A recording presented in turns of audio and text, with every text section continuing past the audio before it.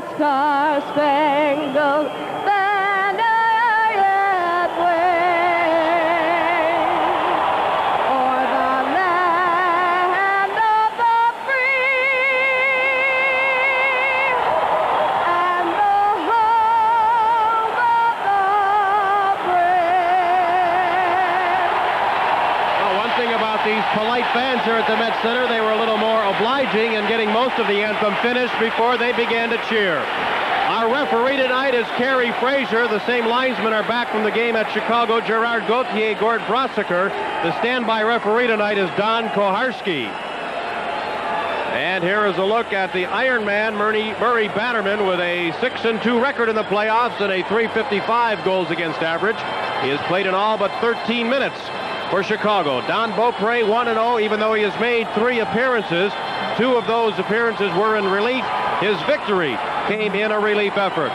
The North Stars begin the game with Keith Acton centering Tom McCarthy on the left and Brian Bellows on the right. Sneps and Hartsburg are back on defense, and I think it may be the first time this series Chicago begins the game with the Savard line. Here's Acton flipping it to center. Harold Sneps overskates it, then backhands it in and got away from Doug Wilson. Wilson chased by Tom McCarthy, who was spun around and put down. Wilson got it to Larmer, but it's deflected back to O'Callahan. Callahan shooting it ahead. It's intercepted by Hartsburg. Now Bellows flipping it in. It's grabbed by Doug Wilson right at the line. Headmans it to Savard. Flipping it in right wing for Secord on his off wing. Centering it. Sneps broke it up. It's centered again and taken away by Acton. Acton 1-on-3. He's dumped. No penalty. Kerry Frazier was turned to look at an altercation in front of the North Star net and did not see Acton tripped up at center ice.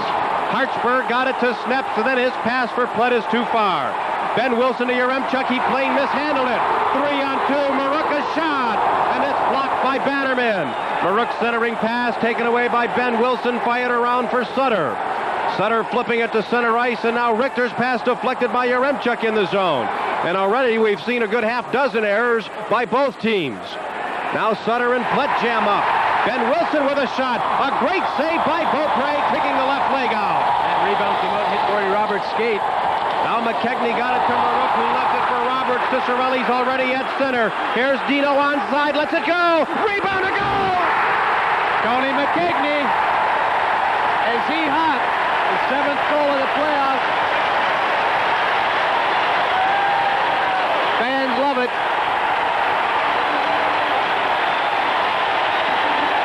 Great effort. North Stars coming down.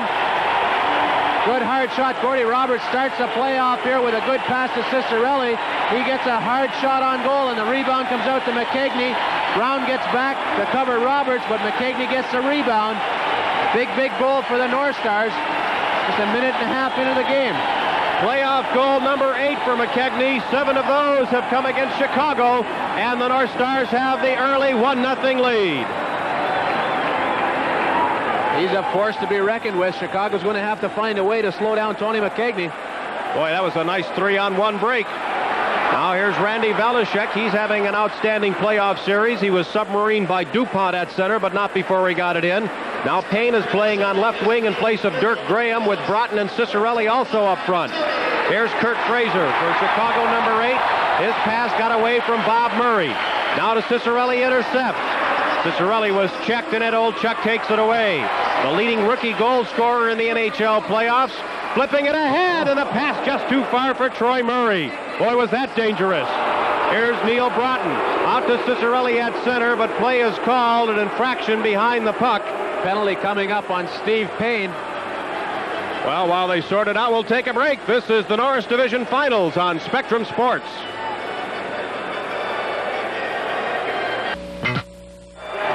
Steve Payne gets an interference penalty as the play had gone back down the ice. He ran a little interference on the Chicago player, Troy Murray, and right in front of the referee. So that's a tough penalty for the North Stars to take right now.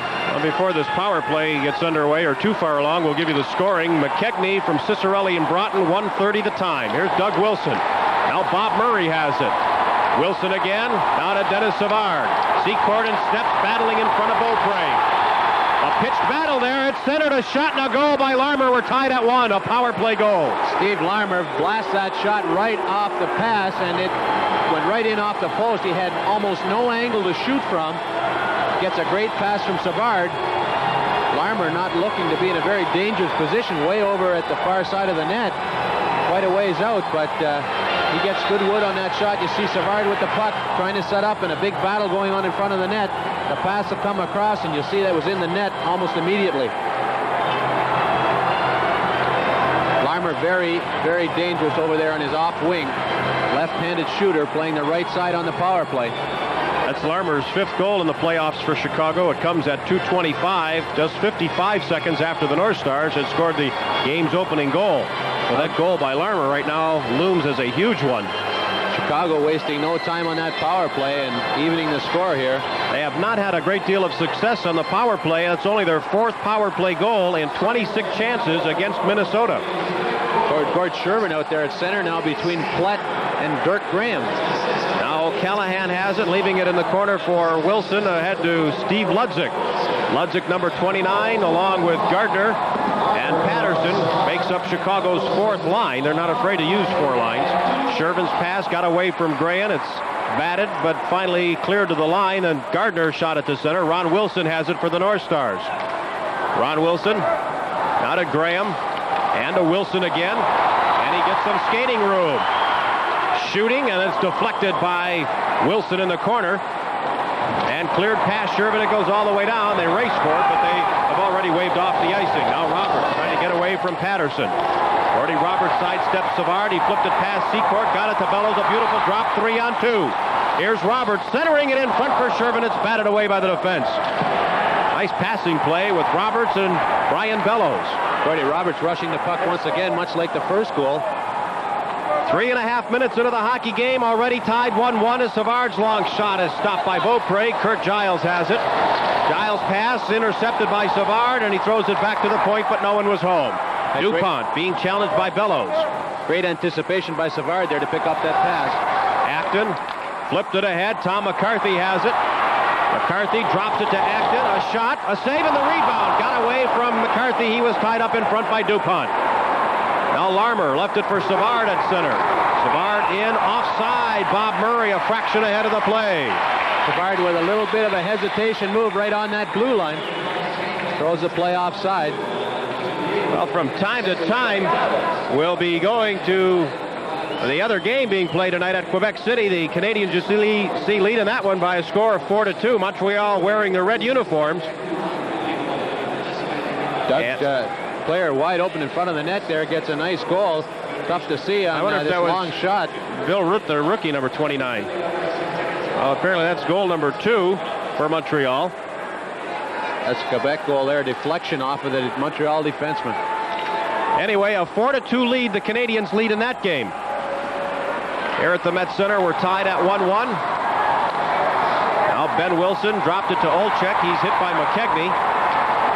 McKegney running high in honors for team MVP in the playoffs, if there were to be such an award. Now Ben Wilson from center ice shooting it in. Shots are even. 4 aside here in the early going. Now Harold Snepps chased by Olczyk. Got it to McKegney. Nice pass right under the stick of Marouk. It's 3-on-2. Hartsburg is trailing. Marouk to Hartsburg. The shot. And the rebound was swept away by Ben Wilson. Close call there. Great play by Hartsburg coming up with the play. North Star defenseman very good at that. Troy Murray's long shot. That's stopped by Beaupre, and Hartsburg takes it behind the net. Fans appreciative of the North Stars' effort. Now Neil Broughton, another North Star having an outstanding series against Chicago. Ciccarelli fires it across to McKegney. North Stars in the middle of a change. Ciccarelli shoots. Bannerman had trouble with it, and he's looked shaky here in the early going. Ron Wilson is checked. He left it there for Broughton. Broughton hangs on to the puck. He's been a wizard at hanging on to it, walking right in. Then he dumps it to the corner for McKegney. McKegney bumped hard by O'Callahan. Broughton knocked it free. Ciccarelli centered it, but it hit the base of the net. Wilson tripped up, no penalty. Roberts keeps it in. Fakes the shot, lets it go. Deflected, and Bannerman makes the save as Ciccarelli was upended by Doug Wilson.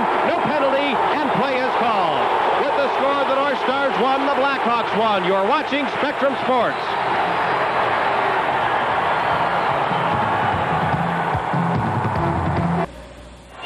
Norris Stars with some good shots on Murray Bannerman. He's having some trouble with the rebounds early in the hockey game. Well, I'll tell you, the intensity level has not dropped off one iota from Sunday night's overtime thriller, or for that matter, Thursday night's overtime thriller here.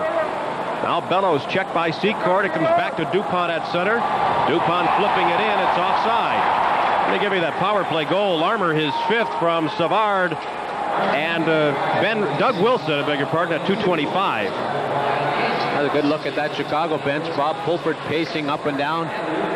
Very intense person, Bob Pulford, and he doesn't have to say much. He relates that intensity just by his presence out there.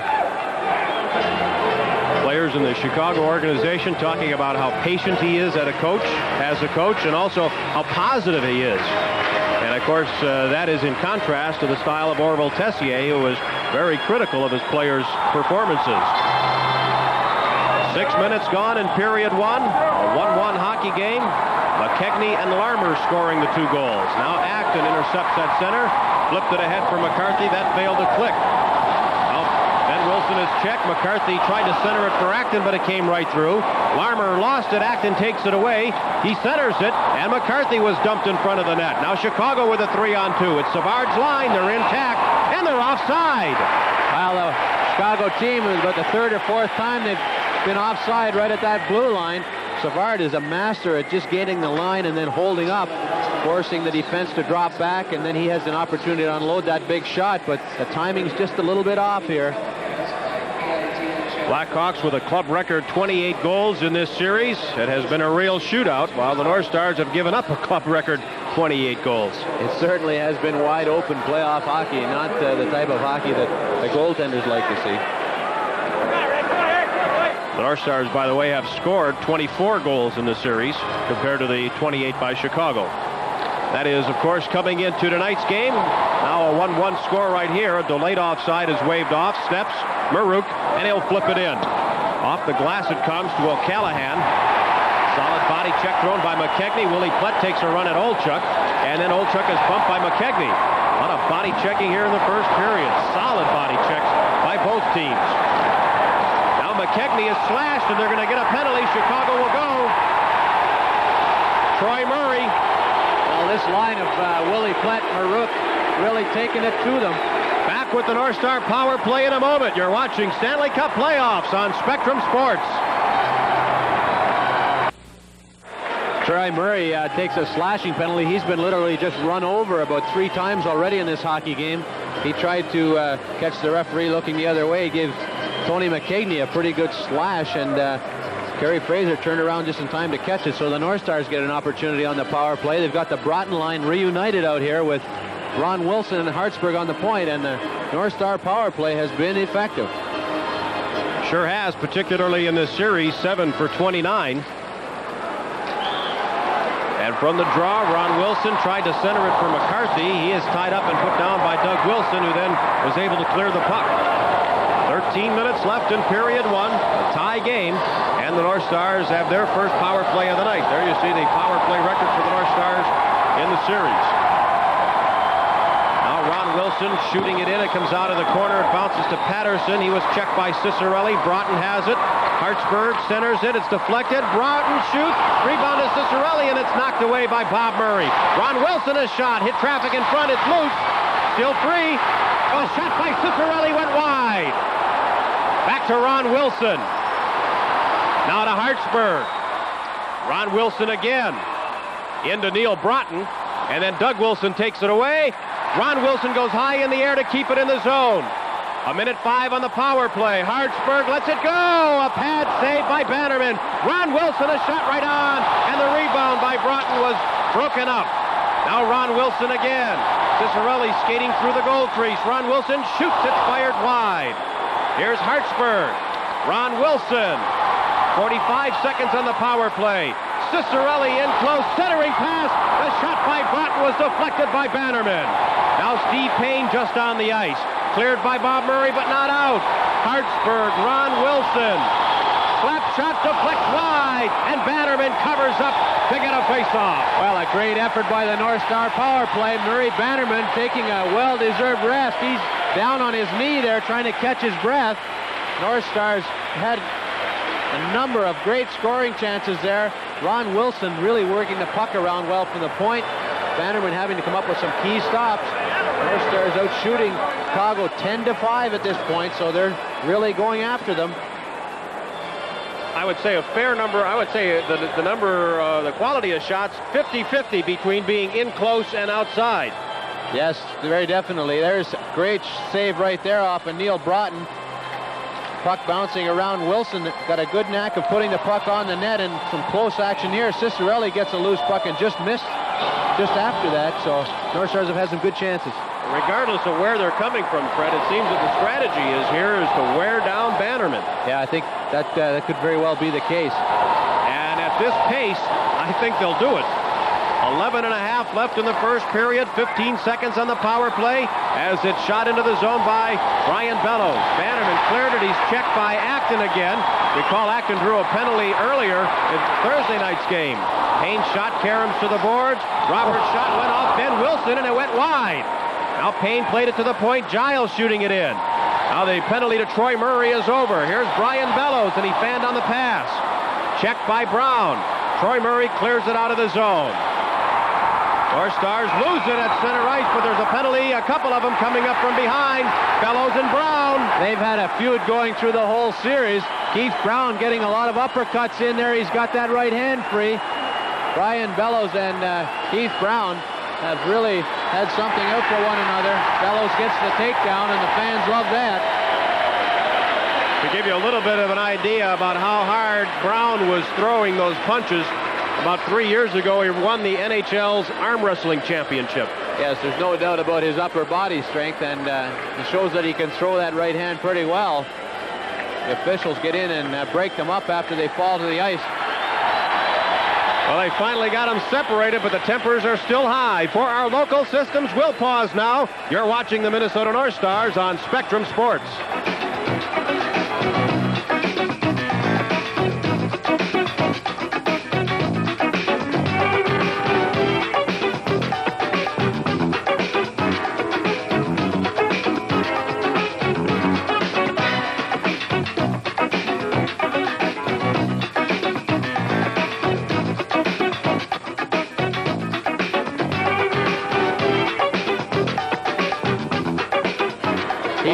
Really probably broke his suspenders or whatever on the bench over there. He's getting some equipment repairs from the trainer. I thought we were going to see Bellows come out of that a little bloody. Yeah, that right hand was landing with quite a bit of success. All right, here are the penalties. And the North Stars, number 23. Here we see from behind Brown and Bellows struggling for possession. They push and shove a little bit. Nothing really takes place here, but I think it's just renewing the old feud. They discuss it a little bit and decide to go at it. Face off out here at center ice. Dennis Maruk's line out. Excuse me, Fred. They each get 2 for high sticking and 5 for fighting, so they'll be gone for 7 minutes as you look at the referee, Kerry Fraser. 9:02 is the time. Hartsburg flipping it in. Now here's Sutter. Hit hard by Willie Flett. What a resounding check. Yaremchuk cleared it poorly, snaps the shot, and a save by Bannerman. McKegney looking for Maruk. O'Callahan intercepts and spins it around to Sutter on the left wing boards. Sutter's pass broken up by Maruk, and it bounced over to O'Callahan. And he's hit by McKegney. Snaps to Maruk and back to Hartsburg, who wasn't expecting it, as Maruk threw that one in there a little quickly. Now to McKegney. 5 skaters aside. In a 1-1 game, Maruk shooting it in. There might be icing here, but no, Bannerman touches it. Flett throwing another check as Maruk centers it to McKegney, and it's broken up by O'Callahan. Ed O'Chuck at center for Chicago. Tries to get around Sneps, it won't work. Hartsburg to Sneps. Looking for Payne, it was deflected, and it goes out of play. Harold Schneps and Ed Olchuk, 2 players that have had a pretty good feud going on as well. Olchuk has played very, very well for Chicago, and part of the reason why this team has scored so many goals in the playoffs, that second and third line is contributing their share. He is 3rd overall in rookie scoring. As you see, he is the leading rookie goal scorer. Todd Bergen of Philadelphia is ahead of him, as is Chris Chelios, the Montreal defenseman. North Stars continuing to forecheck very, very strongly. Just past the halfway point of period 1. Giles, now Cicerelli, but it got away from him.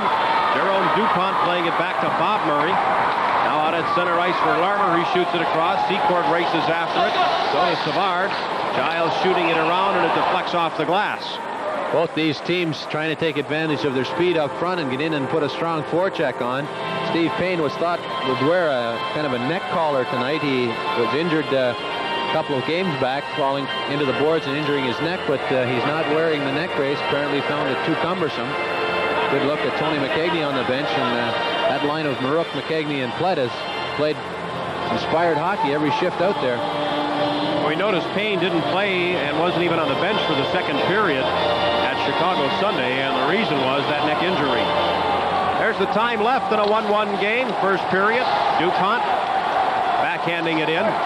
Belichick gets away from Savard and was checked by Secord, but the North Stars still get it out. Neil Broughton cuts to the slot, left it for Cicerelli. That pass just failed to click. Secord is checked. Cicerelli wraps at it, and then it's flipped out of the zone. Kurt Giles waits for the North Stars to get out. Shoots it in on left wing for Payne. Payne and Bob Murray behind the net. Bob Murray getting it around for Larmer. Now to Savard. Savard watched by Cicerelli. Hangs onto the puck. Then he's spun around and bumped to his knees almost by Belichick. Larmer centers it, and it's taken away by Cicerelli. Dino leads the North Star rush in the middle of a line change. He shoots a long one. Steered away by Bannerman. Now O'Callahan has it. North Stars have Acton, Graham, and McCarthy up front as Lysiak can't get around Gordy Roberts. McCarthy headmans it to Acton. Acton slides it across, and it's shot back out by Chicago. Now bouncing puck to Doug Wilson. O'Callahan gets it to Yaremchuk, back to Doug Wilson, and Chicago just a little bit tied up in their own end right now. Here's Yaremchuk. He goes back for it again. Both teams have completed their changes, but Yaremchuk unable to reach the red center line. North Star defense standing right up at center. Ron Wilson got his stick on that, but Yaremchuk centered it. Lysiak couldn't catch up. Now he does, and it's taken away by Wilson. Nice check by Dirk Graham on that. Wilson to Graham, shooting, and it's steered away by Bannerman. Graham nearly got the loose puck. He has 4 assists in the series against Chicago and would love to get his first goal. 8 minutes left in period 1. It's the Blackhawks 1, the North Stars 1. Darryl Sutter has it. Flipping it to center ice, deflected by Yaremchuk, grabbed by Roberts. Roberts assists to Graham. Now ahead to McKegney. McKegney waiting and then driving it in as the North Stars make a wholesale change of all 5 players. North Stars really forcing the play here, not giving Chicago a chance to get moving. Troy Murray at center shooting it in. Blackhawks have had 5 shots on goal, and they haven't had a shot in, I would say, at least in the last 5 minutes. Now Fraser checked hard by Richter, who might be seeing his first shift. I'm not sure. Now at center ice, McKegney. Bearing down on Ben Wilson. He's open. He shoots. He shot it wide. Plett goes after it. McKegney throws a check. Plett got it to Richter. There's going to be a Chicago penalty here as Marouk's shot was stopped by Bannerman. I believe Fraser will get an elbowing penalty. He gave it to Dennis Marouk as they met along the boards. Kerry Fraser sending Kurt Fraser off for elbowing. Most of the big hits have belonged to the North Stars. Dave Richter and Fraser met along the boards, and it looked like they might go at it, but things settled down, and then there was another battle along the boards. Kurt Fraser gets the elbow up on Dennis Marouk. I think this would be the second Chicago penalty that you would consider a retaliatory penalty. That's true. There's Tony McKegney with a good rush up the ice. He had a strong shot on goal, just missing, and Willie Plett driving for the rebound.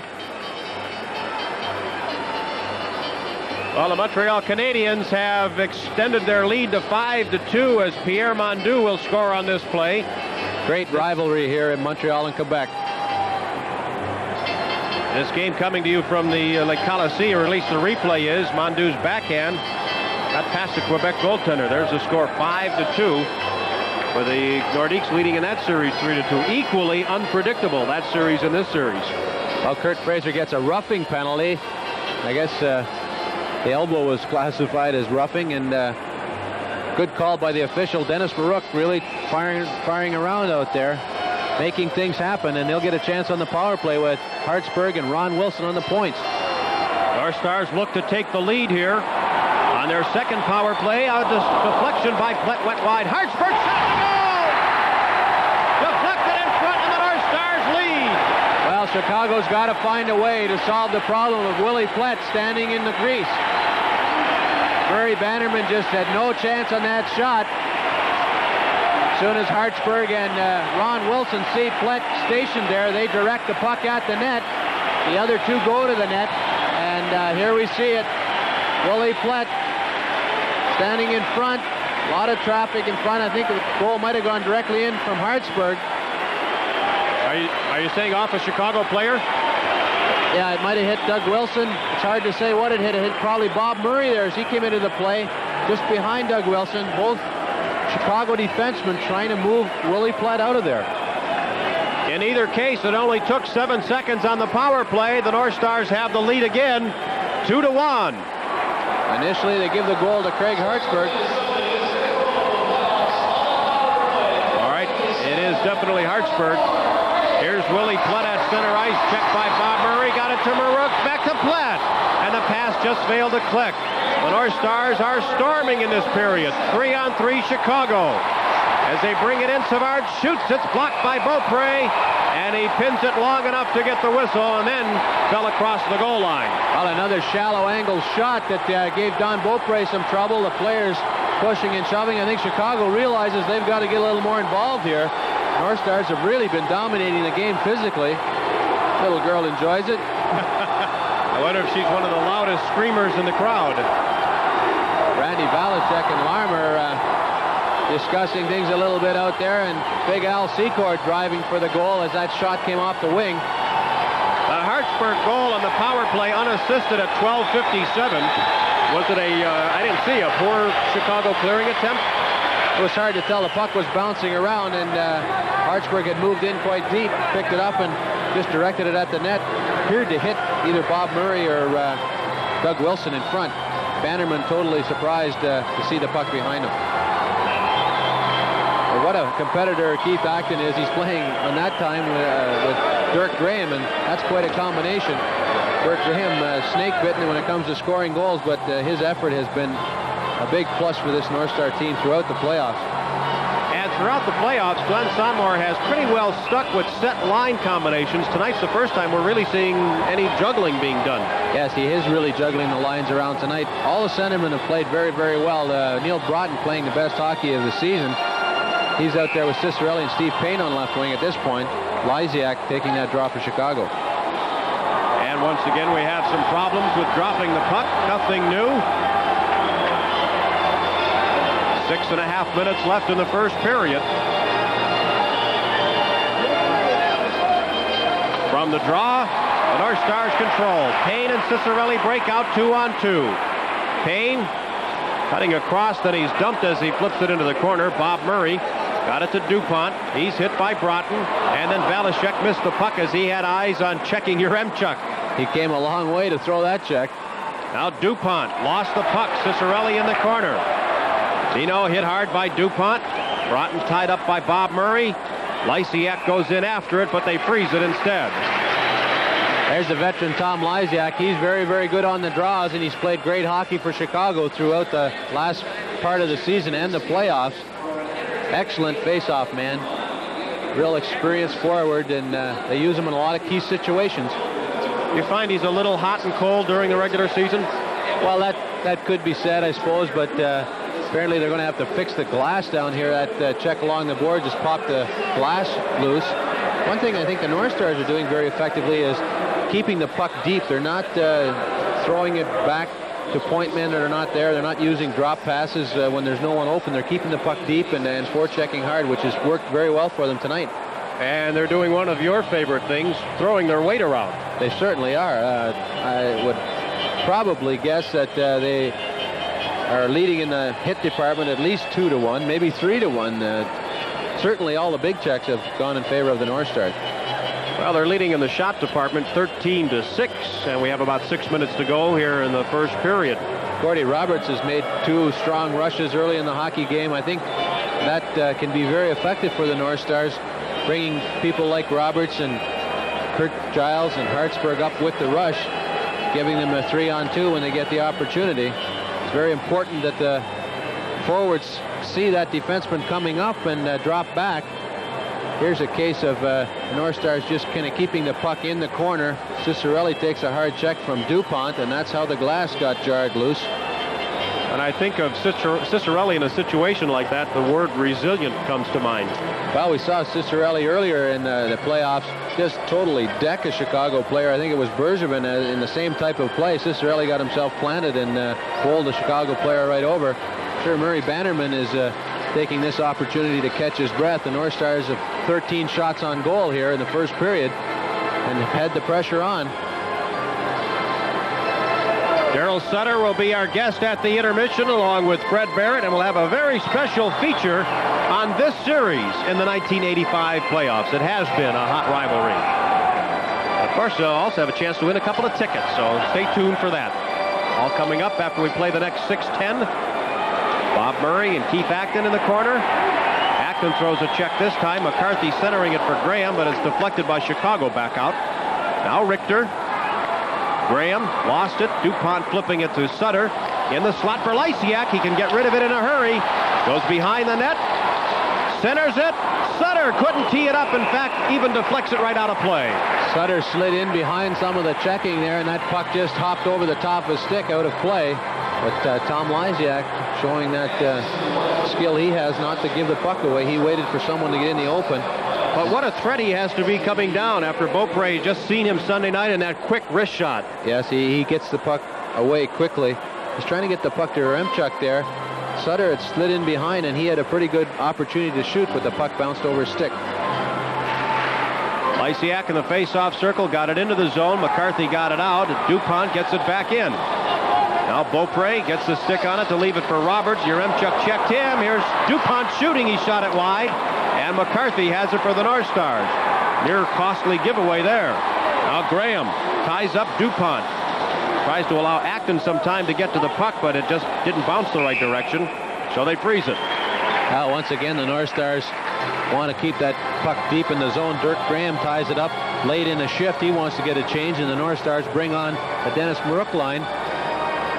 It's a much better time to change if you get a whistle deep in the zone rather than to try and chase the play all the way back down the ice and have to come off.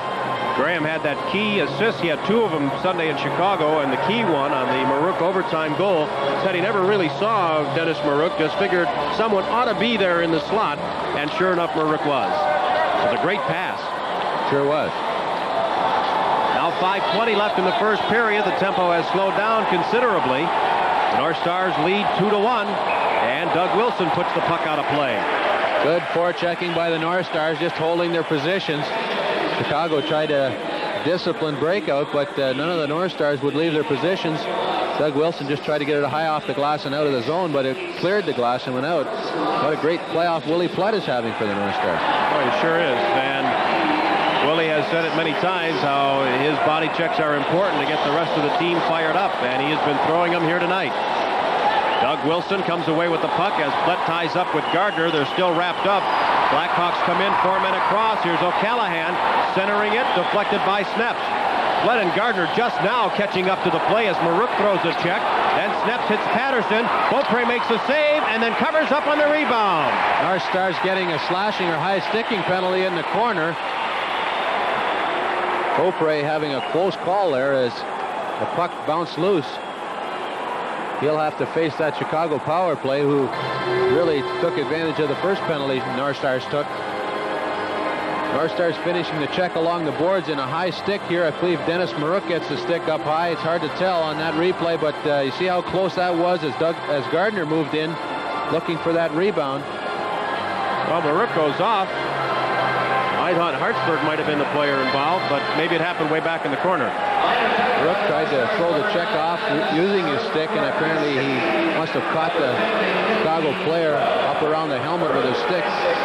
Kerry Fraser standing right in the same corner, making the call. Gord Roberts out there to kill this penalty off with Randy Valachek. Roberts, we've said so often, is such a great member of this North Star defense. He can do it all. Been playing with that face shield throughout almost the entire playoffs and has been playing quite well with it. That's very true. He had a very serious accident there, and he was fortunate not to be injured seriously. Now it's played to center ice and intercepted by Larmer. Blackhawks on their second power play of the game. 1 for 1 thus far. Steve Larmer has their only goal in a power play. Secord shooting it in. There's Larmer. Now to Savard. Lots of time. Now he's finally chased out. Tied up by Roberts, who bumped him off the puck. Secord. 1:30 to go in the power play. And it got past Larmer. It came out and it was brought back in. A very close call. I don't think Bob Murray was expecting that pass. It looked like it was going to Larmer, bounced over Larmer's stick, and Murray made a pretty good attempt to get back and stop it, but it just barely got over the line. Gordy Roberts doing an excellent job of forcing Savard. If they give anybody time with the puck, they don't want it to be Savard because he's the playmaker. They want to force him as much as possible out there. Gord Brossiker, the linesman, drops the puck. Doug Wilson goes after it, but Neil Broughton swept it away. 1:20 left on the penalty to Marouk, and 4 minutes left in period number 1. Here's Bob Murray for Chicago. Murray in his 10th season, shooting it in. Beaupre sweeping it around. Bob Murray comes in again. Secord centered it, but it was deflected. Graham goes after it, can't clear. It's cleared by Valashek, however, all the way down. Chicago's theory in shooting the puck in is to outman the other team, and Savard shooting it in, and it's cleared all the way back out. 45 seconds left on the penalty to Dennis Marouk. Harold Schneps and Dave Richter doing a strong job back on defense. Now Bob Murray out at center ice. Here's Lysiak, and they're offside. Good stand-up play by Harold Schneps, forcing that play at the blue line with Keith Acton back-checking well, allowing him to do that. North Stars really playing as a unit here.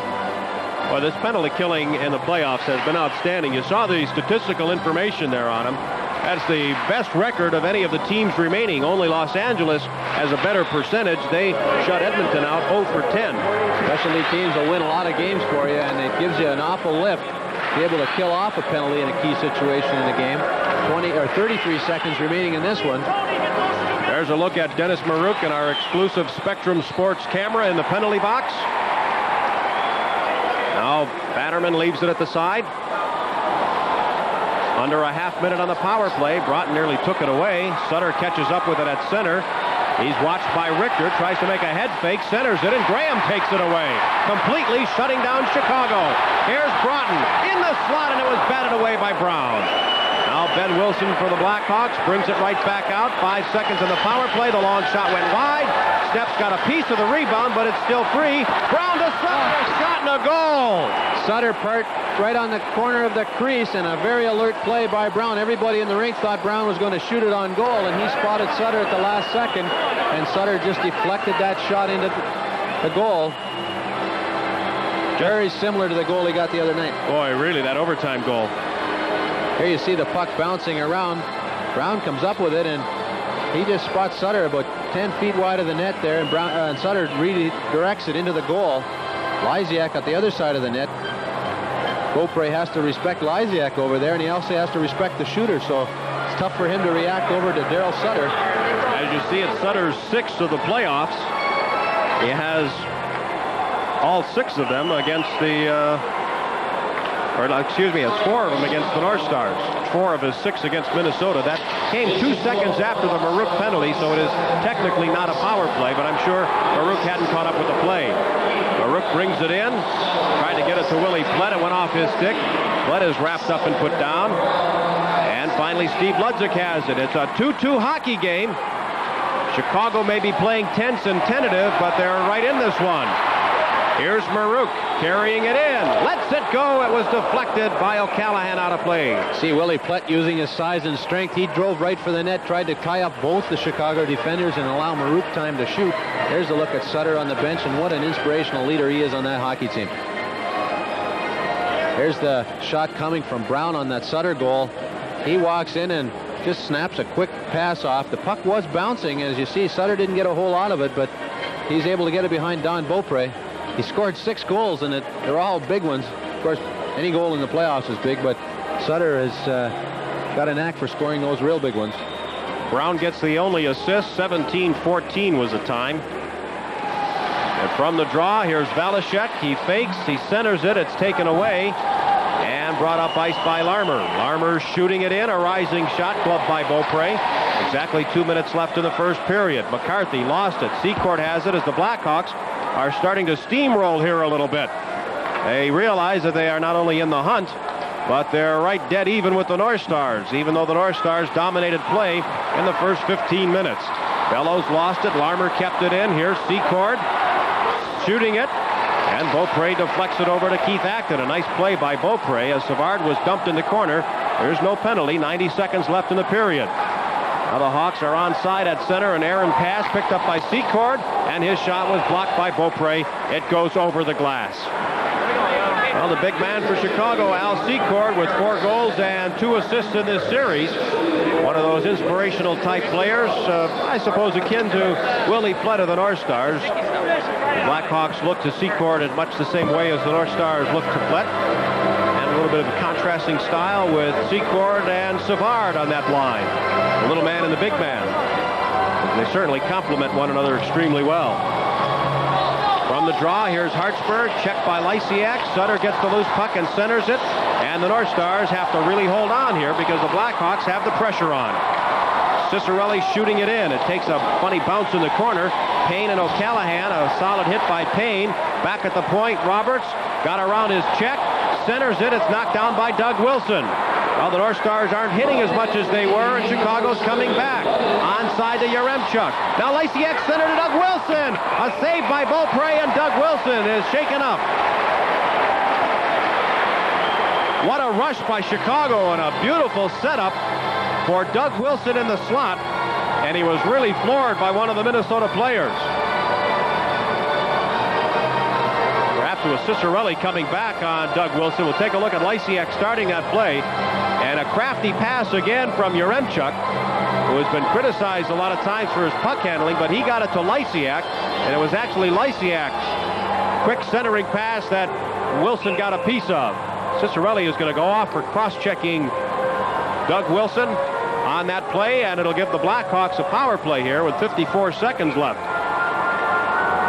Chicago's 3rd power play of the game. Doug Wilson, of course, will come out to man that point.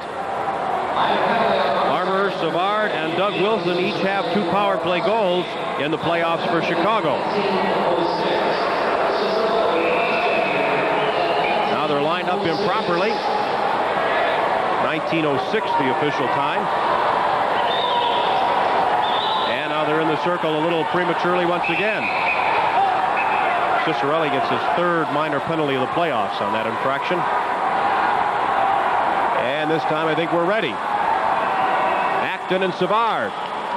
Very important point of this hockey game. The North Stars have led twice and certainly don't want to give Chicago their first lead late in the period.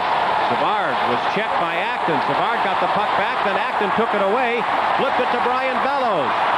2-on-2 shorthanded. Bellows has the only North Star shorthanded goal. He centers it to Acton. A shot got past Bannerman, went wide of the post.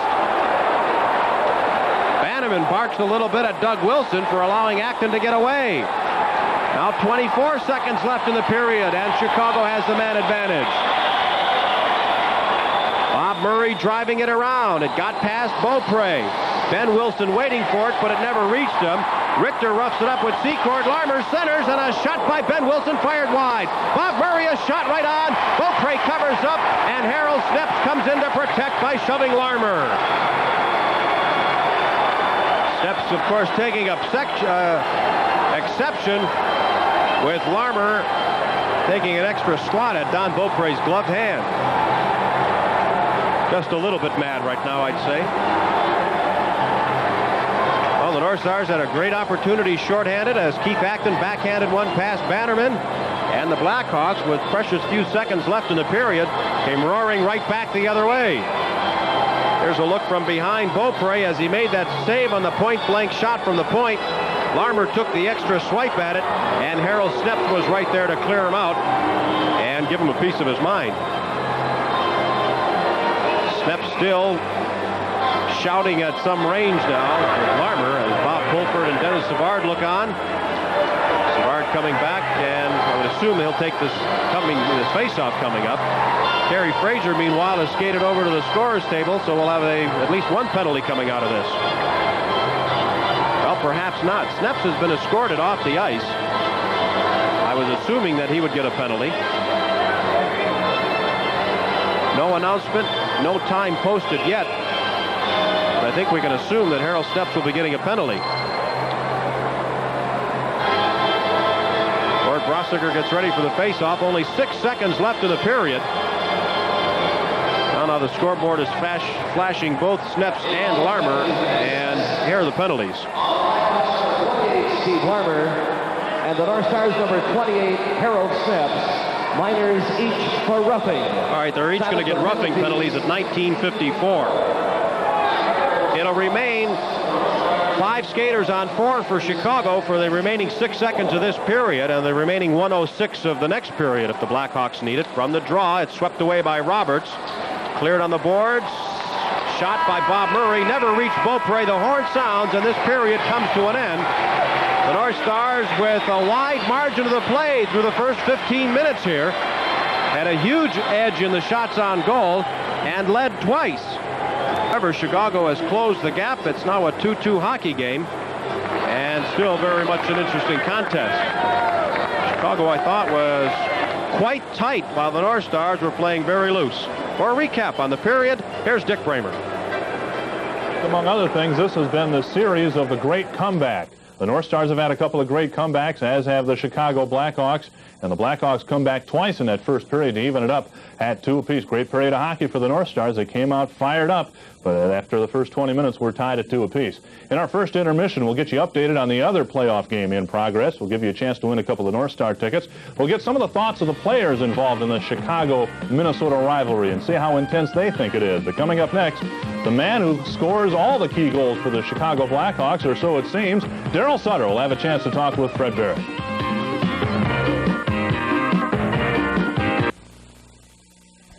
Even up at 2 apiece after the first 20 minutes here at the Met Center. Chicago and Minnesota 2 goals apiece in that first period. One of them by Daryl Sutter, and right now he's with Freddie Barrett. Daryl, heart, desire, and guts are all terms used to describe you. They're also qualities needed for a hockey team to win a tough series. You scored some key goals in this series, a big one at the end of this period. You're getting a well-deserved reputation as a clutch player. Well, I think I've had a little bit of luck around the net this series. Like in this goal here, I just happened to be open and just put my stick out and it went in. But we haven't scored the big enough goals. We haven't shown the ability to put them away, and they've shown the ability to come back strong. So we still have a long ways to go. The North Stars really came out playing physical in that first period and dominated the first half of the period. Yeah, no surprise at all, though, Fred, because we knew what they were going to do here and how they were going to come out, and they still got a lot of fire and spirit over there, and we just wanted to get out of this period even if we could, and we did it, and hopefully we can play them for 40 and beat them. One of the things that seems to be creating quite a problem for Chicago is the presence of big people in front of the net like Willie Plett and others. As the North Stars get control of the puck in the zone, that bothers Bannerman and ties up a defenseman. Yeah, Willie's had a heck of a series. That whole line, and I think, has carried them. McKegney just played tremendous in Chicago. He was great, and we got to try and shut. If we can keep them off the sheet, McKegney got the first goal again tonight, so we got to keep them off the sheet to win. There's been a lot talked about the Chicago crowd, the crowd there. Do you think that Chicago crowd can intimidate the opposing team? I think it's almost worked the opposite in this series. It seems like, we know what this crowd's going to be like here, and you have to, psychologically get yourself even more prepared. I'm sure that's what they're thinking now, and it seems like that the home ice has been taken right out of this series, and that I think the crowd's worked just about the opposite now. Penalties and the specialty units have been very important. 2 quick power play goals scored again tonight. Well, we know what kind of power play they have. Like you said, they get the big guys in front and they try and get it to the point and shoot, and they've been very successful against us. And our power plays did pretty well too with the keys with Savard and Wilson and get Al in front and Stevie Larmer off the side. So, foolish penalties could end somebody's season here. Intensity, very much a factor in playoff hockey. Your coach, Bob Pulford, probably as intense a person as I've ever seen, yet the players react very well to him. Yeah, I think it rubs off, Freddie. He comes in, just like he's going out there to play. So, he gets himself prepared, and he's so intense, and I think everybody sees it and wants to pick it up. What other factors do you think Bob Pulford brought with him when he took over the coaching? Well, it's a discipline thing, and he's made everybody feel like they're wanted. Even the 11th, 12th forwards, 7th, 5th, 6th, 7th defensemen all feel like they have confidence to go out there and play. And you know, he's just been a big difference. He's like, you know, talking to the teacher or talking to the principal, and Pulley's a principal, I tell you. Chicago has used their bench very well. They try and get everybody out there. They go with 6 defense most of the time. That has to pay off, particularly in those overtime games. Well, I think in the long overtime in Minnesota, it really helped us. You know, they went with their 4 and we used 6, and I think by the end, their 4 were really dragging, and we had enough to, you know, to hang on.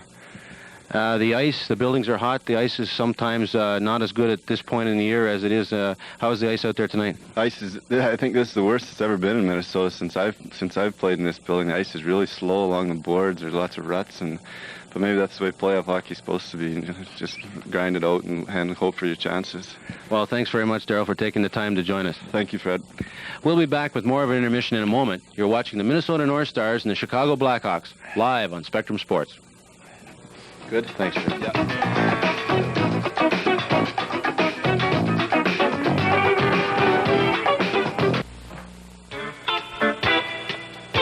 Blackhawks 2-2 after the first period here from the Met Center.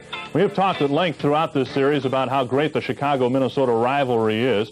Geographically, it's a great matchup because the two cities are so close, but this is the 4th year in a row that the two teams have met in the playoffs, and the rivalry just seems to build year after year.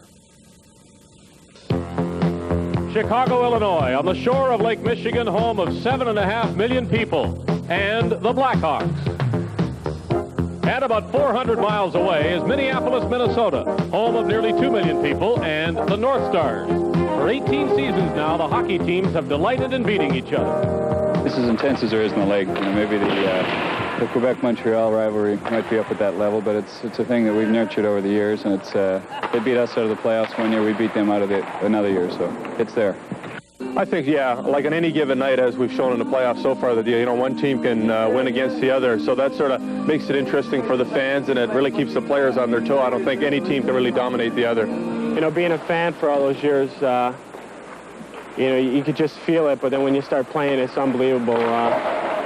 You know, Minnesota had their backs to the wall. They came in our building. They played really well. You know, we jumped out to that big lead, and we just sort of sat back. And it's an unbelievable rivalry. It's probably one of the toughest in hockey. I mean, probably besides Quebec and Montreal, it's probably one of the best. And it's good for hockey in both cities. It's really intense. You don't need much to get psyched up to play them. It just comes automatic. They've upset us in the playoff a couple years ago. We beat them last year, and they were, you know, back at it again. And every game during the season is just as intense as a playoff game, and it just keeps going in the playoff. I think it developed about 3 or 4 years ago, being in the same division, playing 6-8 games a year plus exhibition in the playoffs. It's like 12, 14 games a year. And both of us being on top, fighting it out for the division title, going on to the semifinals, it's caused a natural rivalry. We have, you know, certain players that have kind of character, and they do too. And you mix those two characters together, you get pretty good playoff hockey. Both teams are capable of doing almost anything against each other because, you know, you play them, you know, almost 15 times throughout playoff, regular season, and exhibition, and you get to know every individual on their team. You get to know almost, you know, their good and bad habits. That does make a lot of sense. You know, they've got an awful big team and a very aggressive team, and you know, so do we. And it always makes for a good battle along the boards. It's a great hockey game. There's no doubt about it. I mean, you go out there and you know, get a couple of tickets, go watch a game, and it's a fascinating game because both teams are getting a lot of offense. Both teams are getting good goaltending and great defense. So I mean, that's a great hockey game. I think that's why it's, you know, a close series. Although this is the 4th year that the two teams have met, this is the first time that a series has gone beyond a 5th game. The consensus at the start of the series is that very likely would go to a 7th game. The North Stars need a win here tonight to force that 7th game. We'll be back with more of our first intermission in a moment.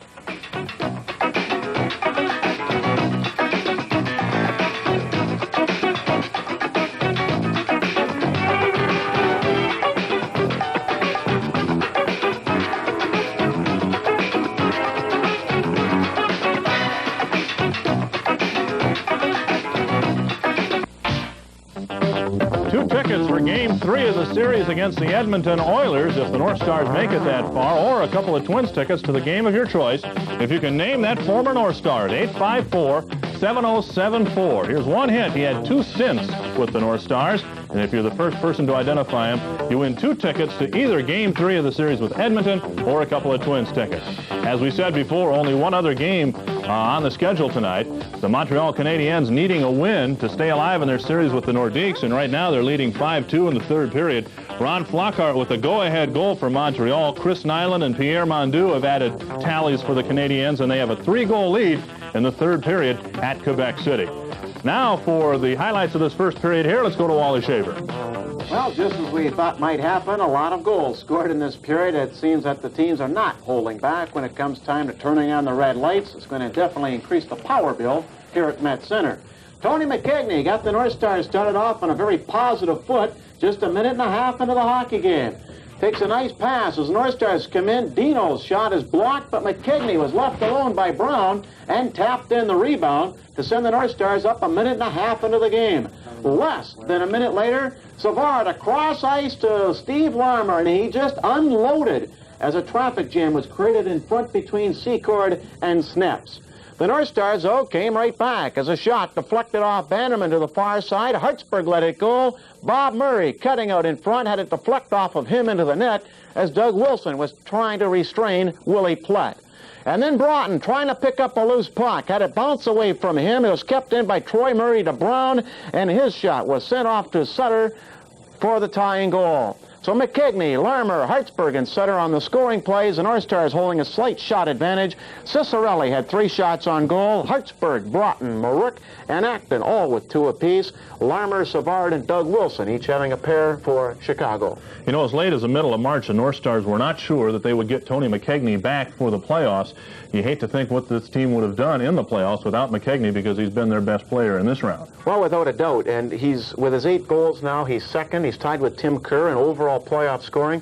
He's also second on shots on goal. And as anybody knows, you have to take shots to score, so he's putting them on the net, and it's just a great combination, that line. Marook, the centerman, really plugs away. Willie lends the muscle, but he also knows what to do with the puck, and McKegney is just turning out to be the perfect finisher around the net. I guess what's surprising is Tony had a very seriously separated shoulder, and not only is it surprising that he was able to get in shape for the playoffs, but he's played so well, he didn't have much time to get into playoff condition. That kind of surprises me, Dick, because we saw in that St. Louis series that he was really throwing his weight around, and you and I were down here, and every time he'd throw that check, we'd kind of cringe a little bit because it's not ready 100% at that time, but he's showing it's ready to go. Well, he's been a big guy for the North Stars, no doubt about it. As we mentioned, we may have some hockey ahead for you, but we definitely have baseball coming up next weekend, next Saturday and Sunday. The Baltimore Orioles come to town, and we'll have the game Saturday night and Sunday afternoon. 2 of the 3 games for you on Spectrum Sports. And if the North Stars can survive this round with Chicago, they would be facing the Edmonton Oilers again in the Campbell Conference Finals, and we'll have the games here live from the Met Center if they advance that far. Let's go upstairs now to Frank and Fred. Well, Dick Bramer, that's quite a nice thought. However, we've got at least 40 minutes here more to worry about the Blackhawks, first of all, and largely with the help of Tony McKegney, I think the North Stars would be in pretty good shape. He had an outstanding period. Well, I think, you can't say enough about the way he's playing right now. It gives them 2 big men on that line going into forecheck, and that, as much as the offensive part of it has been in a way that he's contributed to this hockey team. He's in there banging and crunching people around, knocking people off the puck, and he's come up with some great offensive chances and goals. He's a big man, and he needs a big body because he carries a big heart as well. He's been a tremendous addition. He sure does. A key player for the Chicago Blackhawks also scored a goal in that first period, and that is Steve Larmer. He seems to come through in outstanding fashion, a lot of times in clutch situations, too. Well, Savard and Secord have kind of overshadowed him so far, but he came up with an excellent goal there, and he's the type of player that can really turn the tide in a game. He's not a real physical type of player, but you can't let him loose around the net. He's very accurate in his shooting, and he knows how to get in the open, and Savard knows how to get him the puck. Right, it was my impression that the first 15 minutes of the period belonged to the North Stars, but after that, they seemed to stop hitting and stop forechecking. Yes, they did. The first part of the period, they finished every check that they had an opportunity to finish. As the period wore on, I think that quick goal Chicago got stunned them a little bit, but they're going to have to get back there. I think they realize that the hitting game, as Willie Platt says, it sounds awful simple, but when the team hits, they play well, and They've just got to go out there and hit and keep people like Larmer away from the front of the net. All right, Coach, now you're going to start the second period a man short. Cicerelli in the penalty box for another minute, 6 seconds. Well, the North Stars penalty killing has been pretty effective against the Chicago power play, and they use contrasting styles. The North Star penalty killers play a box. They play a disciplined box. They don't run around unless they have to force Savard, whereas Chicago is forcing at every opportunity, and the fact that Hartsburg and Ron Wilson move the puck so well, the North Stars have taken advantage of that, caught Chicago out of position a number of times, and the North Star power play is doing very, very well. Cicerelli is in there along with Harold Sneps. He's still sitting off a few minutes on penalties for roughing, as is the Chicago player Larmer. So we get ready. Neil Broughton will start against Tom Lysiak. Broughton and Dirk Graham are the two forwards killing the rest of Cicerelli's penalty. They have Roberts and Richter back on defense. Now here's Ben Wilson turned aside by Broughton. Keith Brown has it, and Brown shoots it in. Out of the corner it comes to Troy Murray. He got it to Lysiak, their other to Sutter. Tied up and hit hard by Richter. Troy Murray to the point. Ben Wilson. Now to Keith Brown. Blackhawks on the power play looking for the lead for the first time. And there'll be a Chicago penalty as Broughton was interfered with. Offensive interference on Troy Murray. He ran a pick on Neil Broughton as Broughton tried to get back over and cover the other point man. For our local systems, you're watching NHL hockey on Spectrum Sports. Keith Brown with a good pass back over to Ben Wilson. Neil Broughton tried to get back over and cover Ben Wilson, but he was interfered with by Troy Murray, and a good call by the official. Look at our first period guest, Daryl Sutter, and he's very indicative of that Sutter family. No one works harder and gives more effort out there than Daryl Sutter.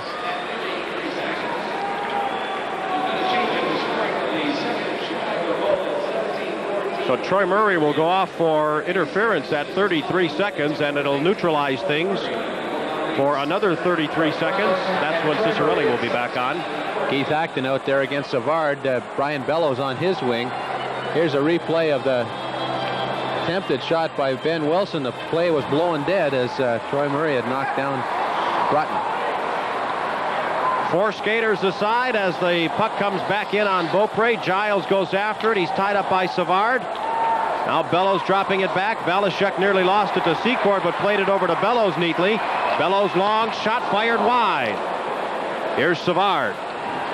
Cicerelli will be back on in 10 seconds. Then the North Stars will go to a power play. It'll be their third. Blackhawks break out. Ben Wilson. Al Secord is onside. Cicerelli steps onto the ice. And the puck comes loose behind Kurt Giles. Chicago gets their penalty killing unit out there. Fans beginning to applaud here and roar as the North Stars go to the power play. Giles flipping it in. Bannerman couldn't handle it. 2 North Star players in the corner. Bellows tipped it, and Bob Murray cleared it, but Hartsburg kept it in. Here's Acton behind. He couldn't center it as the puck was stuck along the boards. Bellows.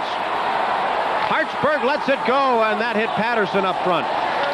Now the loose puck goes to the corner. DuPont and McKegney kept in neatly by Ron Wilson. Wilson is checked by Patterson, tries to spin away. Great stick handling in front to Bellows, and it took a hop on him. Hartsburg again, 40 seconds on the power play. Hartsburg, Bellows, centering it, and it was broken up by Bob Murray. Our Stars having a difficult time breaking the Chicago box. McKegney, Hartsburg, and to Tony McKegney again. Bellows battling in front of the net. Here's Acton centering it underneath Bannerman, and play is called. Chicago seems to have adjusted their penalty killing. They're not forcing nearly as much. Some great plays on the point by both Hartsburg and Ron Wilson there to keep the puck in and get their shots on goal.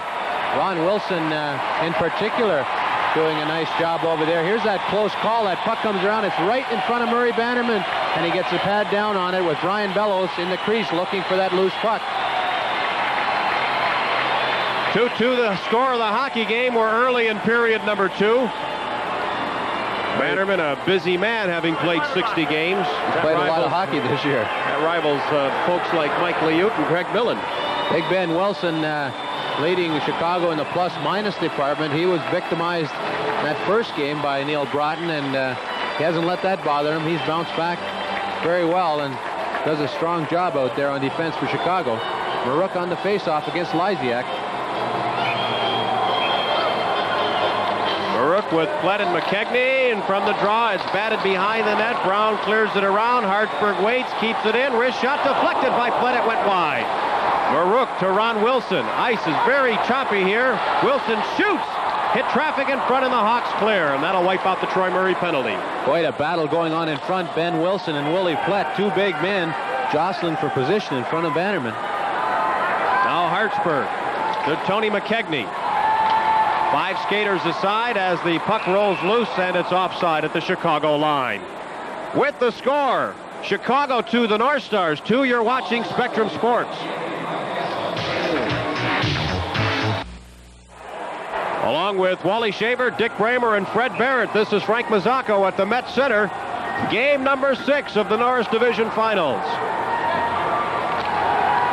North Stars in an absolute must-win situation, as they were in Sunday night's game, which they won in overtime. Now it's swept away by Velishek. Marouk and Olchek go after it. Giles gets it. He's hit by Troy Murray and lost a glove in the check. 3-on-2 Minnesota. Here's Velishek, the defenseman, looking for Plett, and the puck went behind the net. Now Ben Wilson plays it ahead to Troy Murray. Oh, what a check in both Giles and Troy Murray goes flying at center ice. Kurt Giles drew a beat on Troy Murray right there. Brown shooting it in, and Beaupre has to make a save, and then Troy Murray takes a run at Giles. Now Marouk 2-on-2 shot. He shot it wide. Bannerman never moved. Bannerman playing it around again for Kurt Fraser this time. Fraser to the Minnesota line. Long shot. Karams into the corner. Jack O'Callahan shoots, and it was tipped wide by Fraser, who reached for it. Now pass too far for Payne. Doug Wilson got it to Lysiak. And back to Doug Wilson. Our Stars making a line change, bringing Neil Broughton on. He stole the puck. Cuts in. The drop pass for Cicerelli, and Dino poked it away from Sutter. Cicerelli checked by Doug Wilson. Sutter hit by Payne. Payne comes away with the puck. Tied up by Lysiak then. But he has one arm free. He rolls it to Broughton. Broughton spinning away. Leaves it for Gordy Roberts, who comes in. In front for Broughton. A shot deflected wide. 4 people in front of Bannerman. Now here's Yaremchuk trying to get it to Sutter, that fails to click as only one North Star defender was back. Well, there's the value of Neil Broughton. The puck hit Kurt Giles' glove, still laying in the corner. And Gordy Roberts then gets it to Broughton at center. Now to Steve Payne, 1-on-2. Shoots, it's deflected wide again. Then Payne was upended in the slot. Yaremchuk, bumped by Snep. Cicerelli has the puck. His shot hit DuPont, and it slides to center. Chicago 3-on-2. DuPont driving it in, and a save made by Don Beaupre as Chicago changes. End-to-end action here. There's going to be an icing call right now on the North Stars. 3 of the hardest checks I think we've seen all year between Troy Murray and Kurt Giles. Oh, they were really battling. Take a look at the North Star bench. Paul Holmgren once again back on the bench, helping Glenn Sonmore. There's Jean-Paul Parise. What does your grapevine tell you about the job Holmgren's doing behind the bench? Well, he's definitely had a very positive effect back there. He's a real character person. He's constantly encouraging his teammates to keep things rolling. Played about 5 minutes of the second period. You see the score, 2-2. All of the goals were scored in the first period. As I mentioned earlier, 3 classic hits between Giles and Troy Murray. Neither player seemed to be hurt at all in the plays, but Kurt Giles, he come off the bench after getting a glove, and we're having some problems on the face-offs here. Snaps and Secord. Snaps taking the... Now they're just trying to... Stanton looks like he's lining up to play football here. Ready, set. And the face-off won by Acton, but Savard tied up Hartsburg. Hartsburg got it to Bellows, who got it to Acton, poking it in past DuPont. Here's Acton, centering it, and McCarthy was upended and railroaded into the goal. Here's a shot that hit Bannerman, and it nearly hit McCarthy. McCarthy put down by Larmer, and the puck is cleared to center, and the fans are really upset. Here's Acton intercepting. He got it to McCarthy, who backhands it in. It's shot right back out. Savard and Larmer hit the Minnesota line. Savard shoots a pad save. The rebound blocked by Beaupre as well. And Bellows had a little trouble picking up the puck. Now he fires it to Acton. Sneps and Secord battling away from the puck as they shoot it in. And then that battle breaks up. Here's Acton going after it along with Larmer. Still tied up along the boards, and now it's frozen. Some heavy hitting out there. There's as much to watch away from the puck as there is by watching the puck. Some great chances there. Keith Acton's line coming up with some good spirited play. Tom McCarthy ending up right in the net. Harold Schneps having a very aggressive shift on defense for the North Stars. It looked like he and Secord were going to go at it a couple of times out there. Well, this is about as entertaining a playoff series as you could ask for. It's been a dandy, and now Chicago is sneaking ahead in the shot department. They have had 4 in this period to the North Stars 1. They're double shifting Willie Plett out there. He's out with Shervin and Dirk Graham at this point. Now Brown tied up by Willie Plett. Brown knocked the puck free. Troy Murray hit by Shervin. Ben Wilson bumped by Graham. Fraser hit by Shervin. Graham goes after it. He's checked by Troy Murray. And then Murray shoots it around. Ed Olchuk waiting for it as Plett and Brown still shove at one another. Graham nearly tripped up the Chicago player. Olchuk, who got the puck to center. Velishek. Pass intercepted by Olchuk. Ran into Velishek but hangs on to it. Now he's met by Giles and centers it right through. Fraser and Plett had centered to Troy Murray. In the slot to Ben Wilson. He lost it. He shoots. Beaupre the save. The loose puck is flipped wide by Olchuk while he was sitting down. And a penalty finally coming up against the North Stars. Ed Olchuk flattened right in the crease. And he did a great job to try and get that puck into the goal. Well, there'll be a penalty coming out of this. It's the Norris Division Finals on Spectrum Sports. Well, Kurt Giles in the penalty box for holding. You'll see him come into the picture in front of the net and take down Ed Olchuk. Olchuk with some great effort there. You see it right there. Olchuk goes down. The puck ends up right underneath Ed Olchuk after that shot hits Kurt Giles up high. See Olchuk trying to poke it out and backhand it in the net while he's sitting on the seat of his pants. Great effort by Ed Olchuk. Blackhawks go to their 4th power play. Kurt Giles fortunate there not to get hit in the face by that shot from Ben Wilson. And here's Secord rolling it right across the goal crease from behind the net. Here's Larmer. Bob Murray. A shot sails wide. Beaupre pounces on it quickly. Keep an eye on Al Secord and Harold Schneps. Secord put the glove right in Harold Schneps' face, and Dave Richter immediately stepped in. Richter and Secord have gone at it a couple of times already. Dave Richter sporting that cut in underneath his right eye, courtesy of Al Secord. It's healed up pretty well. It's not as if Harold Schneps needs any help from Dave Richter. Well, we call them, we used to call them the Bruise Brothers, but now the fans want to call them Sugar Ray Richter. Well, Al Secord, one of the big men on this Chicago team, trying to throw his weight around. There's the tussle going on in front of the net. Puck is frozen, and you see the 2 big men push and shove. There's the glove in the face right there, and in comes Dave Richter saying, hey, don't do that. So Richter and Secord are both being escorted to the penalty boxes. Minor officials, by the way, for tonight's game are from Winnipeg. And I would imagine these will be even. Well, I think the Chicago team realizes that they've got to start initiating some of the big checks and some of the rough stuff, because the North Stars have definitely had the upper hand through the most part of this game. Penalties come at 6 minutes and 47 seconds. And they each get minors for roughing. This copyrighted telecast is presented solely for the entertainment of our audience.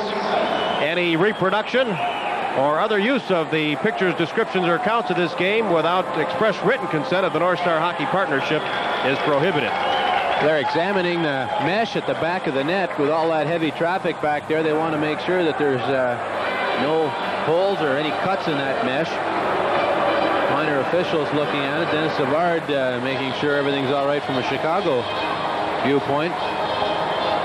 Well, one of the amazing stories out of this series is the way the momentum has shifted from one team to the other, and I would say right now it belongs to Chicago. Well, they've picked up the shots quite a bit. They were behind 13-6 at one point. They're now ahead 17-15, so they've come on quite a bit here. Acton and Savard. North Star still a man short for 1:46. Went with the penalty to Giles. 5 skaters on 4 for the Blackhawks. Bob Murray. Ed Olchuk is in front of the net for Chicago, battling with Belichick. Here's Savard. Belichick goes after him. Olchuk's alone. The shot was stopped and then batted away by Roberts. Now Olchuk hustles after it. Bob Murray. Acton is tripped up. There'll be a Chicago penalty here. Harry Fraser very aware of any interference out there by the offensive team, and he calls Chicago. The second time he's called Chicago on offensive interference. All right, we'll be back to tell you about the penalty in a moment. You're watching Stanley Cup playoffs on Spectrum Sports.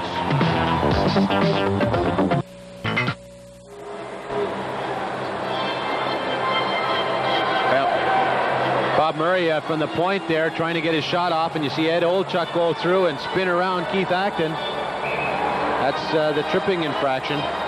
7:09 is the time, so in 1:24, the North Stars will have a brief 36-second power play. 2-2 the score. Coming up on the midway portion of period number 2, Savard got it in. Larmer goes after it with Roberts. Larmer checked, but he centered it off the base of the net, then went down. Centered again, taken away this time by Shervin. Shervin playing it around to Gordy Roberts. 4 skaters aside. At center ice, here's Graham with Shervin. Graham shoots, and a pad save by Bannerman. Shervin got the rebound. He's hit in the corner by Larmer, or at least by Patterson, and they jam up for it. Great effort by Shervin there. Graham battles for it. Bob Murray knocked it away. Roberts has it.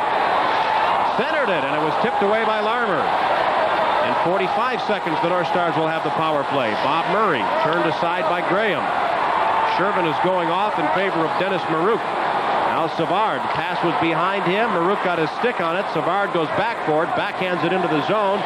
And Gordy Roberts has it once again for Minnesota. To center ice and Pee Wee Marouk. Onside to Graham. He is checked and lost it to Keith Brown. Headman's at the center. Ron Wilson has to scamper back. And he positioned himself perfectly, and Sutter ran right into him. Now Troy Murray. Pass deflected, and Marouk nearly caught up with it. Dangerous play right in front of the Chicago goal. Giles will be out in 3 seconds, and the North Stars will go to their 4th power play as Bannerman has to cover up just as Giles steps out. Now Chicago having some difficulty breaking the puck out of the zone. Their forwards getting up ice a little bit, and the defenseman having no one to pass it to. Bannerman decides to get a whistle. Even though the play will be deep in his zone, he wanted to get things organized. Tom Lysiak comes out to take that big face-off in the zone. We'll also have Troy Murray out there, another good centerman, in case Lysiak's going off now. Maybe just getting some instructions from Bob Pulford. Well, I guess if you're only going to have a 34-second power play, fortunate for the North Stars to have the face-off in the Chicago end. What a great game Gordy Roberts has played. You see Bob Pulford directing traffic from behind that bench. It's very important that he has everyone where he wants them. Chicago ends up with Troy Murray and Gardner out there, I believe, up front. Ben Wilson, Keith Brown. Well, they allow Troy Murray to skate all the way over to the Chicago penalty box to give some instructions to Olchuk, who will be the next Chicago player out of the box.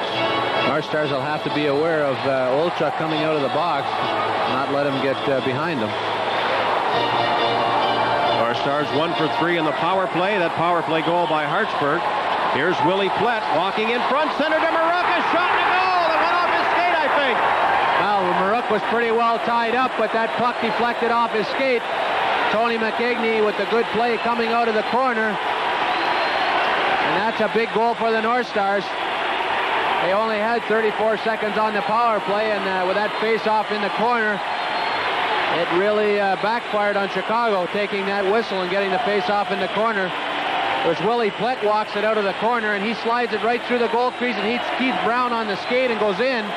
Unless Marouk was able to get his stick on it, I think Willie Plett will get that goal. Yes, he does. His 4th of the playoffs. Well, it gives the North Stars a 3-2 lead. They led 1-0, and then 2-1. Now 3-2. Shot all the way down. It got past Marouk. They wave off the icing as Brown is checked from behind by Plett and then taken down by Willie Plett in the corner. No penalty there. Cleared by Chicago all the way down. They've already waved off the icing. Hartsburg and Olchuk. Now Sneps behind the net, checked by Troy Murray. Lost it to Troy Murray. A scramble. Olchuk shot stopped by Beaupre. And a North Star penalty coming up here on Hartsburg. It's centered and Sneps got his stick on it. They say he didn't get control, and so play goes on. Chicago fortunate. Bannerman played the puck. A player had already come on. They had too many men on the ice. Boy, I'll tell you, Sneps certainly got his stick on that puck. I don't know why they didn't call play there. And finally, it's called offside. Well, some heavy action in front of that Chicago goal. Either Dennis Marouk or Hartsburg will get the penalty.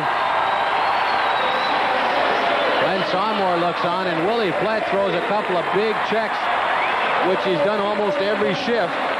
Quite a contrast, that shift. Plett throwing just awesome body checks in the Chicago zone, and then Ed Olchuk having the same opportunity to hit Hartsburg just nicely took him out of the play. That's a big difference right there. Well, they have quickly changed the scoring. The goal indeed does go to Marouk, his 4th. Plett and McKegney assisting at 8:41. It was a power play. It's Dennis Marouk in the penalty box. He was called on that infraction in front of the goal.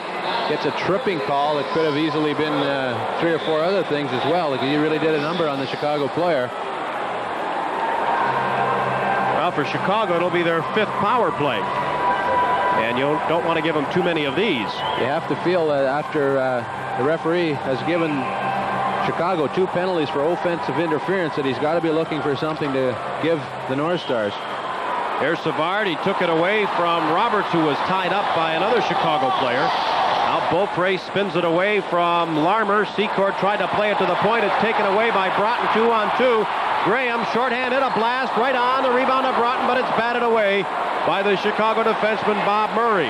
Now Roberts tied up Larmer long enough for Valashek to get it, but then his pass hit a skate. Secord and Graham are tangled up. Savard avoids the check. Secord alone. He centered it, broken up by Roberts. Blackhawks with a manpower advantage. They trail by a goal. Bob Murray waiting. Here's Gardner. Out of Larmer in front, and a bad pass is taken away by Roberts and cleared. North Stars change penalty killers. Bellows and Acton, Richter and Sneps. Here's Troy Murray getting his stick on it, but not enough. Sneps cleared, but not enough. Now Troy Murray to Bob Murray. Over to Gardner. A slap shot. A save by Beaupre. The rebound comes loose at the side, and it's underneath the Chicago player. Harold Sneps wants to face off outside because Troy Murray fell on the puck, so we'll see what the call is here. Doug Wilson not on that point on the power play. Whether he is a little bit injured, you see Gardner getting that shot coming in, and the rebound lying right there. Harold Sneps goes by it, and Troy Murray unable to get his stick on the puck. Beaupre freezes it, and I guess they'll have the face-off in the corner. Close call for Don Beaupre right there, but he alertly gets down and covers the puck. There's a look at Troy Murray. Didn't do much against the North Stars in the regular season, but he's having an excellent playoff series. We'll keep an eye out to see if Doug Wilson is limited in his ice time. That'll be a big loss for Chicago if he misses much playing, because he's a big man back there for them. 50 seconds left in the power play. Sutter. They fire it back to Brown. Cross to Ben Wilson. Brown again. Wilson. Slap shot off the goalpost and loose. And finally called. Don Beaupre, not knowing where that puck was very careful in the way he lay down to try and cover up. He's talking to Dave Richter right there, saying, "You got to move those people out and let me see the puck." That's why North Stars are using Big Dave Richter and Harold Sneps out there, their ability to clear people away. See that puck coming in here, getting deflected and just hitting the goalpost, coming back, hitting Beaupre on the skate and staying underneath his pad. So the North Stars get a break there. Got it. Got a report from the Chicago locker room that Doug Wilson has a pulled muscle in his thigh. He's in the locker room at this point. 40 seconds left on the Marouk penalty. Blackhawks on the power play. They trail 3-2. Broughton. And he'll rag the puck. Throws it back to Valashek. Valashek shoots it all the way down. Now Graham goes right in after it. Takes it away. Broughton in front of the shot. It got through and Bannerman had to make a save. Tom Lysiak helping out as well there, but Neil Broughton and Dirk Graham all over Chicago in their own zone. Now Brown. Carries it across to center. Got it to Sutter, who's open. Troy Murray in the slot, and a save by Beaupre on the shot by Sutter, who gets it back to Brown. Penalty is over. Ben Wilson. Center to Lysiak, a shot and a goal. We're tied at 3. What a great play by Ben Wilson. He made the fake shot, went around the North Star, who tried to block it, and then slid a perfect pass to Lysiak in front of the net. And Tom Lysiak ties the game. Brown slides it over, and Ben Wilson walks in. Gordon Roberts goes down to block the shot, and there's Lysiak all alone. He gets it past Gordon Roberts, and it's in the goal. See Sutter right in front of Don Beaupre. Beaupre not having much opportunity. Another Chicago player bumping into Beaupre. Beaupre having no opportunity to make that save. Was that Chicago player touched by Roberts first, I would have to assume. Well, that's otherwise there would have been a penalty, I would think. Judgment call by the official, and Beaupre seems to be a little shaken up. He's standing out of the net, bent over, and Craig Hartsburg and Kurt Giles are talking to him right now. Beaupre taking quite a blow there as he tried to come back and recover and make that save. Just got run over by a Chicago player. Well, it appears that Beaupre will be staying in. And as you look at him shaken up, you just hope it's not severe enough that we have another game where we have another goaltending change. It appeared as if he may have been hit on the side of the leg as he tried to recover back into the goal, but he's going to stay in there. Joe Malash looks on. I'm sure he's rooting for his partner. Shots 20-19 in favor of Chicago, and play's just underway. From the face-off, it's shot into the Chicago end. O'Callahan has it. It's a 3-3 game. Each time the North Stars have grabbed the lead, the Blackhawks have come back to tie, and that save made by Beaupre and a long shot by DuPont. Now Marouk goes after the loose puck. It comes free to Willie Plett. Plett hustles it to center with McKegney and Hartsburg. Then Hartsburg was tied up from behind. Keeps going right in after the puck. Marouk has it. Marouk goes behind. He centered it in front, and Gardner knocked it away. Now Ludzik took a hard hit, but he got the puck to Gardner. Gardner shoots. That hit Giles, and Giles quickly got it to Marouk. Back to Kurt Giles. 7.5 minutes left in the second period. McKegney a shot. Broke his stick. Now Hartsburg shooting. It went wide. Marouk has it. He's tied up. Checked there by Ben Wilson. Gardner has it. Has to come out the other door. Now Bill Gardner from center ice, flipping it in. Patterson and Hartsburg finally grabbed up by Dave Richter. Richter to Bellows. Bellows' pass went off a skate. Grabbed by Ben Wilson to Savard. Ahead for Secord. Onside, they say. He shoots. It went right through. Now Larmer in the corner. Checked by Bellows. Richter rolled it in front. Hartsburg took it away and then cleared it up for Tom McCarthy. McCarthy checked. He got it to Acton. Brown knocks it free. Richter trailing the play shoots it in. Under 7 minutes left in the period. Bellows takes a look for a centering pass. Then he's hit by Brown. McCarthy puts Savard down.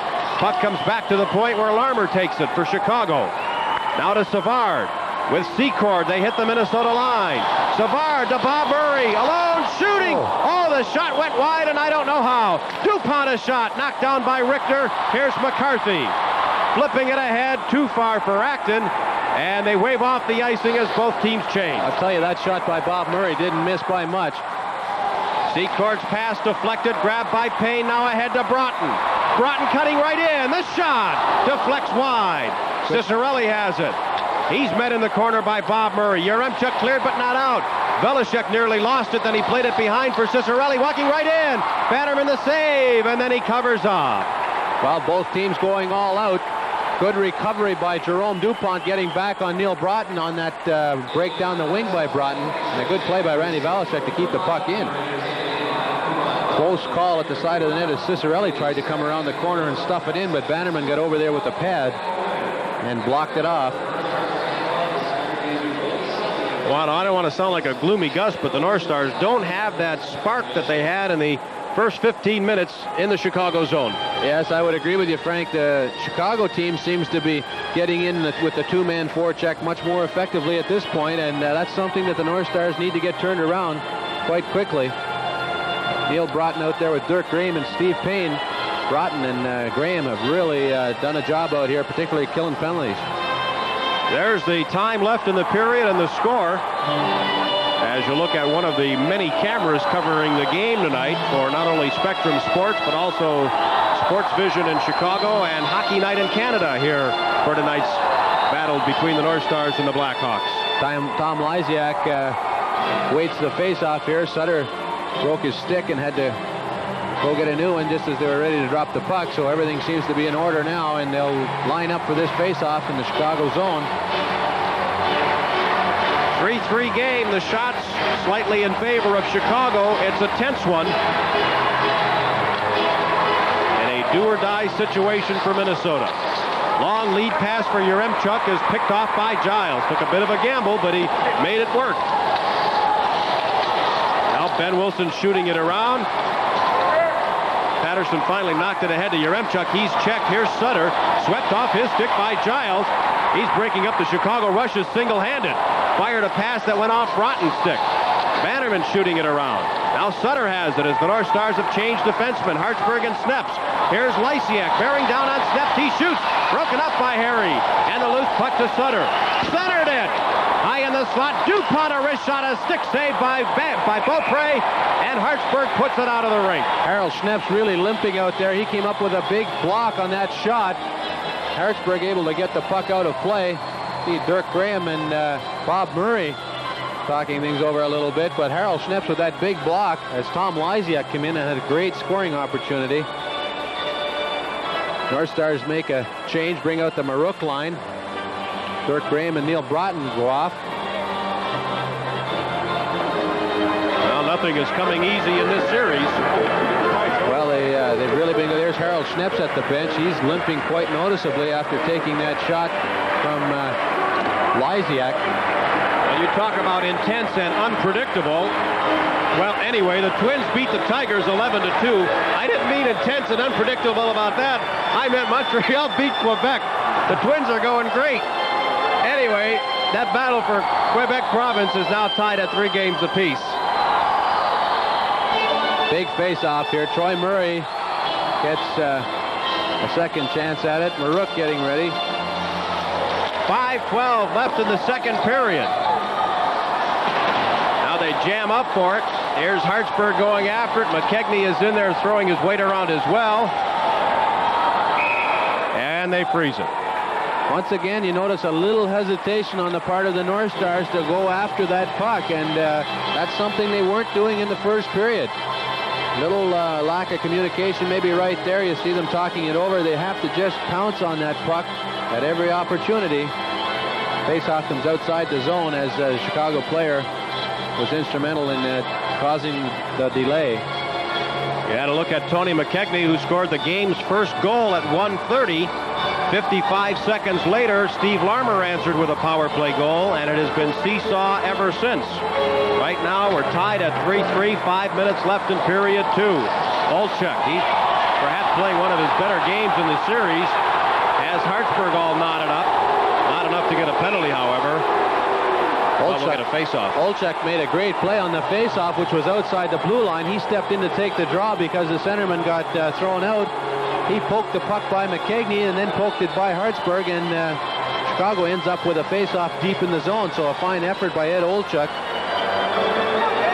See Glenn Sonmore encouraging his troops to pick it up a notch. One of Glenn's favorite sayings. I've heard that a few times.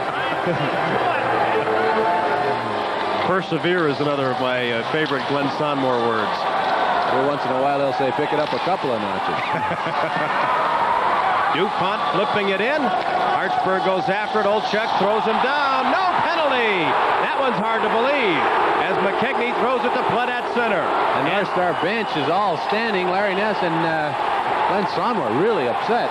Now Brown, he's checked down. A shot by Marouk deflected. It hopped just wide. McKechnie got a piece of it. And then McKechnie takes a slash at Bob Murray and missed. Or at least Jack O'Callahan. Now Hartsburg flipping it in again. Well, maybe that'll be the spark the North Stars need. McKechnie avoids Fraser's check. Bats it back to the blue line. Richter to Hartsburg. A slap shot. Hit traffic in front, and the Hawks come away. Now Troy Murray to center ice for Fraser. Back to Troy Murray. He couldn't handle it. He's taken down, and Beaupre plays the puck away. Marouk first man to it. North Stars change. There's an interception here by Larmer. He works it in deeper to Fraser. Checked by Marouk. Hartsburg lost it. Savard has it. Centering it. In the slot, Hartsburg knocked Larmer down, and play comes back the other way. Big play by Hartsburg there. Bellows to McCarthy. It's deflected and loose. Grabbed by Ben Wilson, ahead for Larmer, who's lost his helmet. Savard bringing it in. Oh, they say it's onside, but Acton takes it away. Acton firing it to McCarthy. That failed to click. A bouncing puck to Acton. Centering it. And Bannerman got his stick on it. Now Secord with 3:12 to go in period 2 in a tie game. Brown flipping it in. Secord first man to it and centered it. No one was there. Now Ben Wilson in deep. Centers it, broken up by Ron Wilson. Back to Savard. Center to Larmer. And he didn't get all of his shot. As the Blackhawks are having their own way in the Minnesota end. Acton, headmans for Bellows, racing with Secord. Picked up by Acton. The drop to Wilson, a shot fired wide. And it caroms all the way out. Once again, we see a North Star defenseman coming up with the play, and Ron Wilson had a great scoring chance there. Now 2.5 left in the period. Ron Wilson throws it to center. Knocked down by DuPont. Got it to O'Callahan. Payne intercepts. Payne carries it in. Cicerelli in the slot, and the pass was behind him. Now Broughton picks it up. Circles, turned aside by Lysiak. Goes in front and centers it, and Sutter takes it away. They'll have to hurry. Here's Yaremchuk. Belichick is back. Yaremchuk shoots a glove save by Beaupre. Spectacular. Now Sutter to O'Callahan. He's bumped off the puck. A tremendous check by Cicerelli. O'Callahan gets right back. Sutter centers it, and it's tipped back to center ice. Furious action here at the Met Center. Cicerelli brings it in onside, they say. DuPont cleared, not out. Broughton is checked. Here's Payne. A backhand. Another shot stopped by Bannerman. He holds on. Neil Broughton standing right there. Boy, Cicerelli was really determined to get something done this shift. He threw a couple of big checks. He laid the stick into a few people, and he just about got the North Stars the go-ahead goal. Great effort by Cicerelli, Broughton, Steve Payne out there. What a flurry of activity. Bannerman comes up big. Payne keeps it in. He directs it back toward the goal. You see Cicerelli just battling DuPont to try and get a shot on goal. He was able to poke it underneath Bannerman, but Bannerman covered up.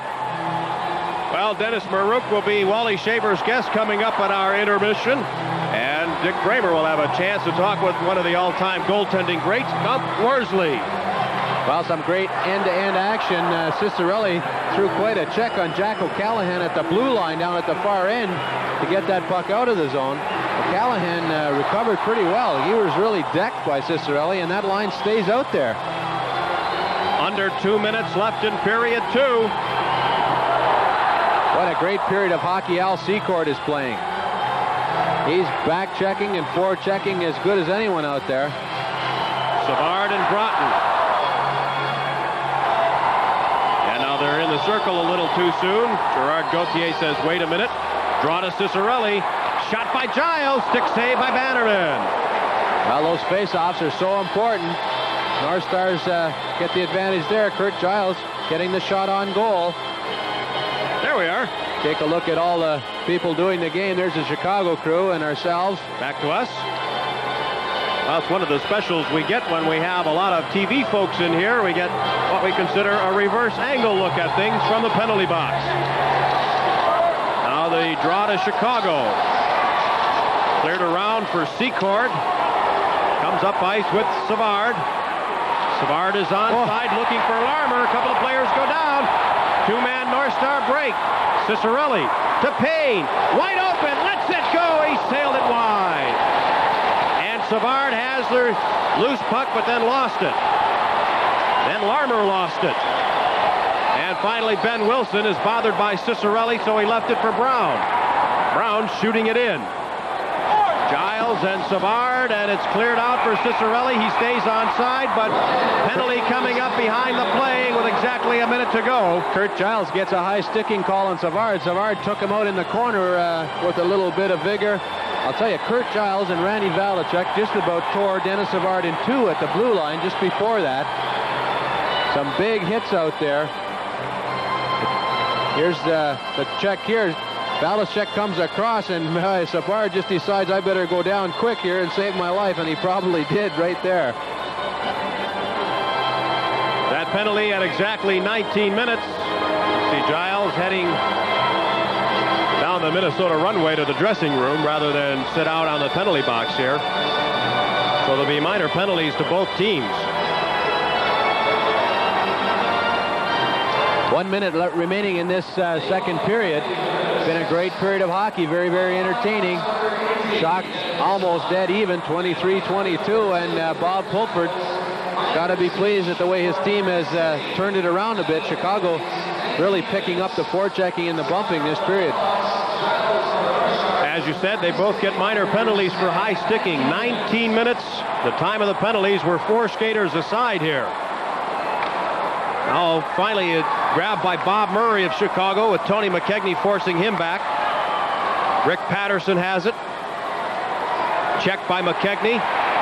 Knocked him off the puck for a moment. And they'll freeze it right on the blue line. Now Tony McKegney, a big, strong man, he's able to tie things up there. You don't want to kick that puck loose unless you know where it's going. Patterson trying to contain Tony McKegney. I'm sure that's part of his role out there, is to make sure Tony McKegney doesn't get too many chances. Dennis Maruk will handle the faceoff. As we mentioned, he'll be our guest at the intermission. Says he considers that overtime goal in Chicago the biggest goal of his career. Talking about a man who scored 110 with Washington in 2 seasons. Now Roberts flipping it in. A half minute left in the period. Bannerman leaves it for DuPont. Shot totals among the lowest shots we have seen in this series. Yet the game has certainly been very intense. DuPont driving it around. Beaupre knocked it down behind the net and played it to Roberts. Roberts chased out by Gardner. 8 seconds in the period. Maruk at center. Lets it go and fired it high. Looked like it was offside, but play went on, and then the horn sounds, and period 2 comes to a close, and we're going to go down to the final 20 minutes of regulation to decide this one. Well, a tough period of hockey for both teams. They've really put a lot of effort into this game. See the Chicago defense backing in a little bit, allowing Maruk to take that big shot in the closing seconds of the period. That's something that you don't like your defenseman to do on an even situation. You don't want to give up that big shot to give the goaltenders nightmares.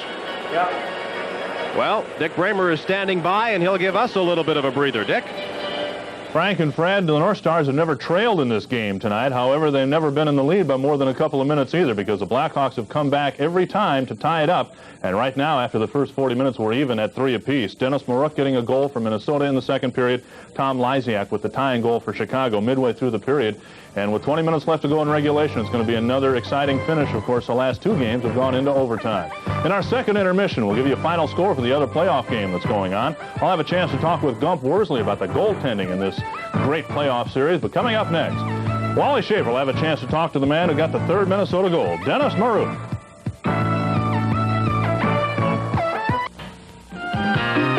Chicago and Minnesota 3 apiece after 2 periods here from the Met Center. One of the North Stars who plays well against the Blackhawks, Dennis Maruk, who had a big game in Game 5 of the big series last year. He got the game winner in overtime the other night, and he's got a goal already tonight. Dennis is with Wally Shaver.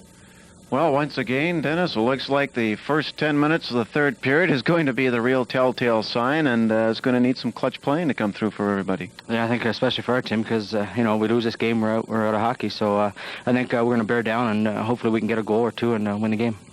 You take a look at the Hawks with Doug Wilson out of the lineup now for the rest of the night with a pulled groin. How do you respond to that? Well, Doug's a very big part of their game, and he's got a good shot, and they use him a lot in the power play, and he moves the puck up very well, and he's fast. He gets into play a lot. I think they're going to miss him a lot. Well, in those kind of situations, quite often the rest of the defensemen will dig down and play that much harder, knowing that the big man is out. Do you expect them to come out really hard in the start of the third? Well, I think they'll be a little more cautious at the start of the third, because they know if they lose a game, they're still going back into their building. So they're not going to try and give up a goal or create a 2-on-1. I think they're going to be cautious at first, and then hopefully they'll wait for one of our mistakes. Taking a look at your line, it's just had a sensational playoff with you, Tony McKegney, and Willie Plett. How much talking do you guys do about different strategies? Do you have plays that you try to form when you're on the ice? Well, Willie's exceptionally well in the corners. He does a lot of the corner work for us, and Tony and I are very fast and good with the puck. So we use each other very well, and I think that's been our big success. But we don't have really any set plays or anything like that. We just we use each other more, I think, and maybe some lines. Like Tony gets puck, I get a puck, and we all three of us work well together. And I think that's been our key. That we use each other. We don't really have any set plays. Are you surprised at the success you guys have had in the playoffs? Your line alone has accounted for more goals as three forwards than the rest of the forwards in the team together. Well, I think the whole team's playing well. We're getting the breaks. We're scoring, and the other lines, Brat's line's playing really well, and Keith, they're just not getting the goals. They're getting the chances. If they weren't getting the chances, it'd be a different story. But they are getting chances, and Murray Bannerman's been very hot for them. So we're the line that's finding the holes on Murray. When you take a look at the face-off situation, you're an expert for the North Stars. You've done very well in the draws. But there seems to be a lot more, attention by the officials on how you line up in the playoffs. Why is that so? Well, I don't know. It's they say the best cheater wins all the face-offs. I try and get down there and get ready right away, and I think that's they want to speed the game up too. They want to get everybody down. If you're not ready right away, they're gonna kick you out and then put someone else in there. So I think the important thing is you got to be ready, and they want to speed the game up. I think that's the important thing. Do you do a little extra cheating yourself? And if so, how do you cheat? Well, how do you cheat? Well, you just got to be ready, I think, more important. And when a referee kind of looks at the other player, you kind of maybe make a little swing to one side, or, while he's looking at the other player, and then he drops the puck. And next thing you know, you've turned your body halfway and you've got full control. When you take a look, changing back to the other end of the ice, in front of the North Stars net, it seems that a lot of the goals the Hawks are scoring are coming on plays where there aren't guys picked up. Is it just missed assignments there, or is it the game just so fast-paced that it's hard to find the guy sneaking in? Well, there are two goals there were just after our penalty. So up, I guess, as a matter of fact, it was me. I came out of the penalty box and I couldn't get back into play. You've got to bear down a little harder for that extra 5 seconds to get that, to let the forward that's coming out of the penalty box get into play. And I think that's where there was an open man right there. You have had a rap with defensive deficiencies, but it's not showing up. We've seen tremendous play defensively by you in the playoffs. How do you react when you hear people talking about your weakness defensively? I always say it's in the past now. I'm a mature man now, and I feel that I'm getting better defensively, and what's in the past is in the past. I'm playing now, and I'm still playing, and that's the way it's going right now. Well, there's no question. We've seen it in this series that Dennis Marek is definitely playing both ends of the ice and doing an exceptional job at it. Just look at his stats, and they'll tell you the story. We've got lots more coming up in an intermission. Don't go away. We'll be right back after this.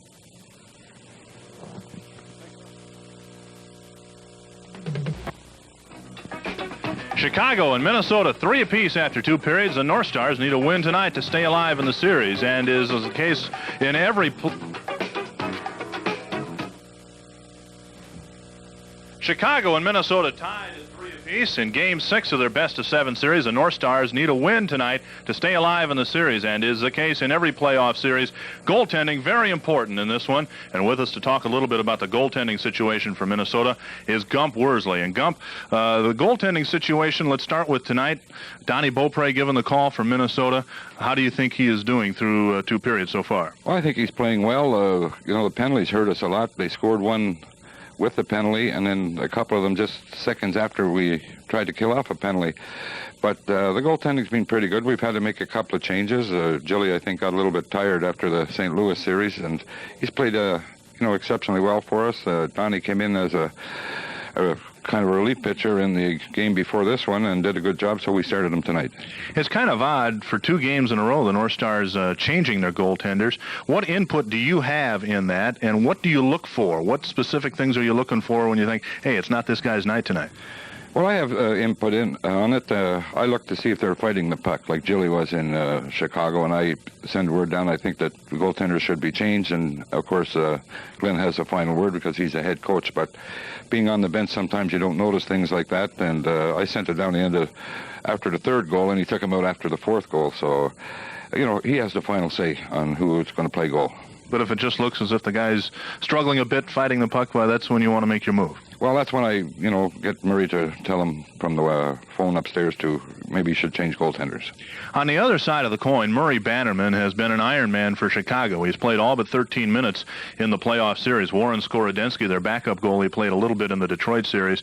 At what point, I know it varies from goaltender to goaltender, but at what point do you have to start worrying about a guy tiring out? Well, I think if he, as I said before, if he starts fighting the puck or he gets the 3 or 4 goal deficit on, you might as well take him out and give him a rest anyway. But I think that's the main thing. If you can tell, if they're fighting the puck, and I think this is the whole thing. I don't think Skorodensky, they have the faith that they have in Bannerman, and Bannerman must continue to say that he feels fine, he can play, and that's why he's playing. It's been a long regular season for the North Stars, and they've been much maligned, and not only this year but in years past for some people saying not showing much character. But I think the other night showed a lot of people how much character this team has, because that had to be one of the greatest comebacks in Stanley Cup playoff history, because if they lose the other night in Chicago, the series is over with. Well, it could have been just as easy to packed it in. I've been on both types of clubs. I've been on ones that have been down a few goals and they've packed it in, and I've been on the other side, and it shows a lot of character when you can come down on the road, especially. I mean, the crowd's booing you and cheering the other team, and you can come back from a deficit of 4 goals. I think it was just great. What about this third period coming up now? Obviously, Donnie Beaupre is going to stay in there for Minnesota. How do you look at this third period? Do you think the North Stars are going to have to tighten up play at all in the third period? Or? No, I think they have to go for it. They have to take the play to Chicago and get it in their end and, try and get some goals. I don't think you can sit back. I think that's when you get in trouble, when you start giving the other team the puck. Like, a lot of teams get leads and start flipping out. Well, the other team, the only time they can score is when they got it, and if you keep giving it to them, sooner or later it's going to end up in your net. We just got to go out there and take it to them like we did in Chicago. Quickly, is the approach any different for Chicago because they have an extra game? I think so. They can sit back a little bit and maybe wait for a break. If we make a mistake or get a penalty, they can score on it, because they have a game bumper on us, and I think they have a little bit, more of a chance to just sit there and take it easy. Gump Worsley, one of the all-time greats, a goaltending guru, if you will, and he's helping the North Stars, and hopefully they'll be able to come up with a goal and win this Game 6 and force Game 7 in Chicago. We'll be back with more of our second intermission in a moment.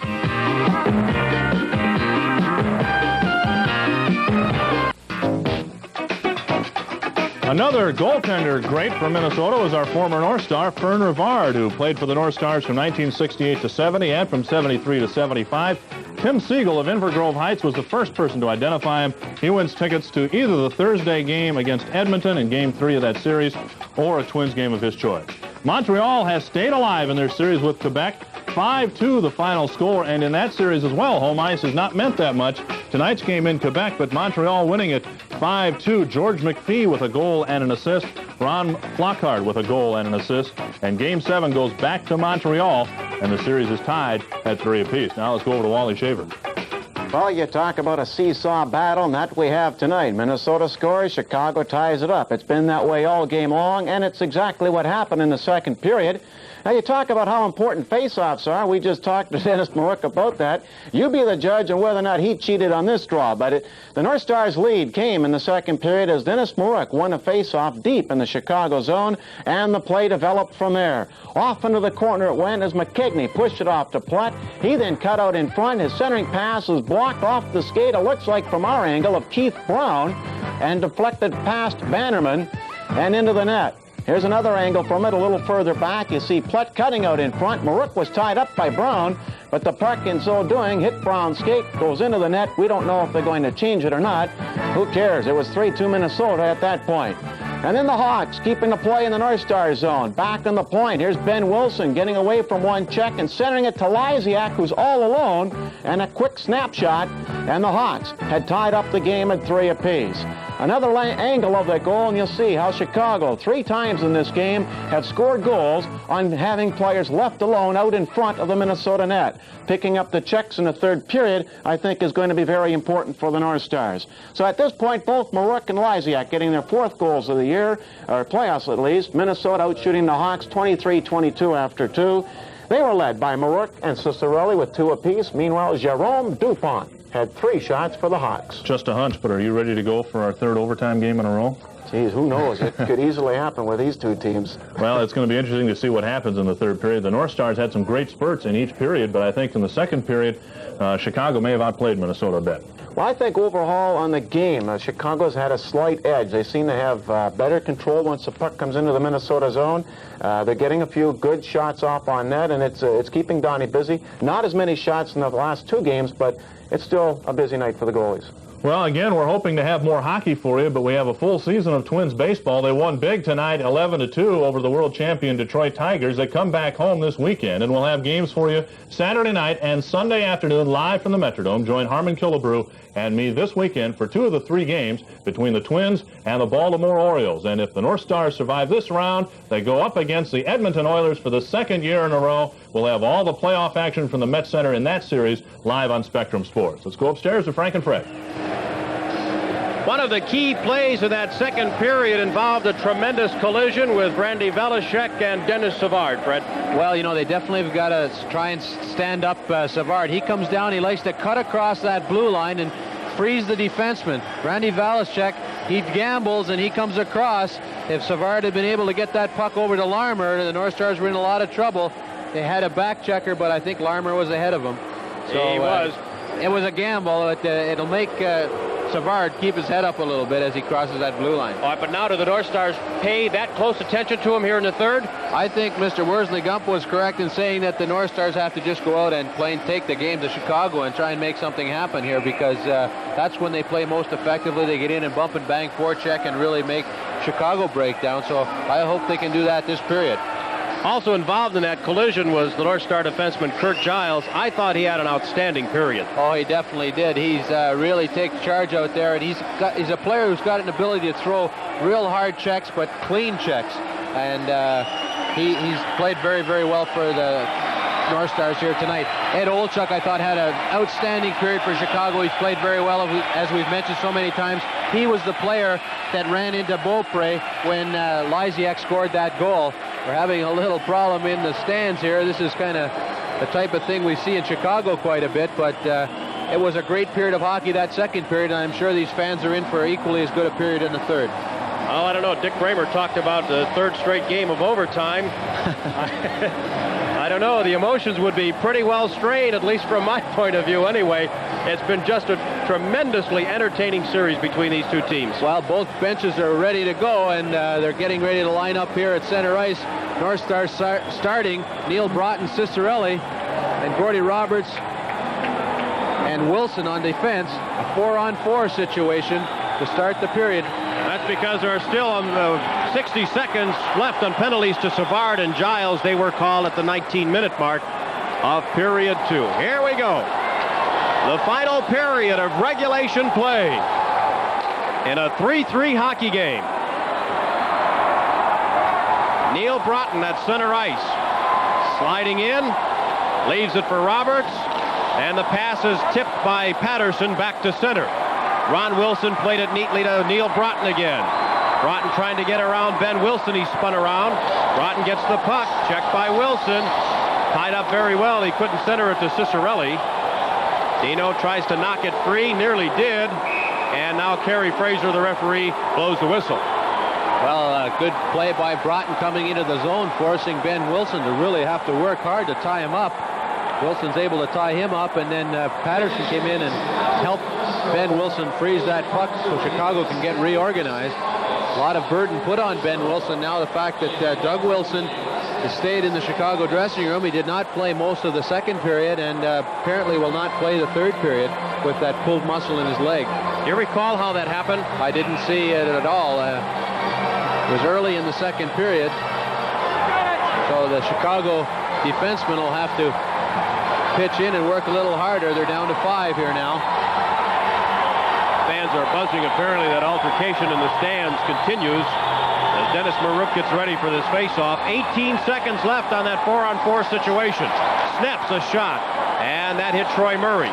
Plett and DuPont are tied up in front of the net. Now they break apart. Plett goes after the puck, and DuPont right behind him. Anytime the puck's in the Chicago zone, it's very easy to find Willie Plett. Just look directly in front of Murray Bannerman, and generally that's where Mr. Plett is standing. He took a high stick on the other side of his face, and you see that mark there, but he was able to shake that off. Got that from Kurt Fraser, a couple of players that have battled quite a bit over the years. Plett says he's firmly confident that it was totally an accidental stick. Fraser is not the type of player to use the stick in that manner. Well, intentionally. Both those players have a lot of mutual respect for one another. They've gone at it physically in many, many ways, but Kurt Fraser does have a reputation of just being a good, hard, honest hockey player, and I'm sure Willie Plett appreciates that and gives him the benefit of the doubt in a situation like that. Little repairs to the ice. You see the ice still wet there. That can cause some problems. That puck sticks a little bit and creates a problem to carry the puck sometimes. The puck doesn't slide as well as it should. Does it appear to be a warm night down on the ice? Well, apparently there's been quite a bit in the building this last week or so with the soccer and everything that's going on, and that takes its toll on the ice. You see the ice quite chopped up, and it's only the first minute of the third period. Baruch not cheating, I don't think, but Gord Rossiker says he is. So both Baruch and Murray are gone. Olchuk and Plett are in. Draw to the North Stars. Snaps, headed bounce on him. Shoots anyway, deflected by Plett. Grabbed by Olchuk, slides it ahead. Troy Murray. Hartsburg is back, so is Giles just out of the penalty box. A shot by Troy Murray went wide. Now Giles. Savard is also out, so we're 5 skaters aside. We have played a minute 15 of period number 3. 3-3 game. Dennis Maruk was checked at the blue line. The puck goes in the zone. Plett deflected it. Fraser played it away. Plett goes in after it. Here's Sneps in deep. He's hit by Fraser. Former teammates at Vancouver, and it's cleared too far for Olchuk. Might be icing here as Beaupre watches it go by. Hartsburg. No, they wave it off. I guess Olchuk touched it first. Apparently the puck had lodged right in the corner of the crease down there. I think that was the call. Now it's finally flipped in by the North Stars, so they recover from that and are able to make a line change, but now Savard has it. Dropped back. Here's Ben Wilson. Secord steps on the ice. Ben Wilson got through Giles, but lost the puck, who comes back for it, fires a pass to McCarthy. 2-on-2. Drop pass to Bellows. Back to McCarthy. In front for Acton. The shot deflected wide. Now Giles shooting it around. Bellow was tied up. Here's McCarthy. He's hit by Brown. Savard tried to clear and does. Keith Acton with a great chance. He was hooked just a little bit as he took that shot, and it sent the puck wide of the goal. Bellows, 2 nice moves. Fanned on his shot then. And here comes Savard. Savard with Secord. Explosive. Shot deflected, and it never reached Secord. It's taken away by Valashek. He's hauled down, no penalty. Pass intended for Bellows is tipped out by DuPont. We'll have a face-off. This is the Norris Division Finals on Spectrum Sports.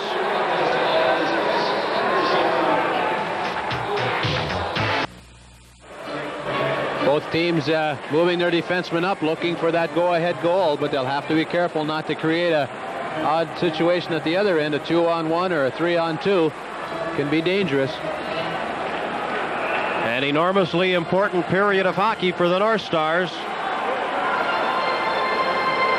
Faced with on the brink of elimination here, with their backs against the wall, down 3-2.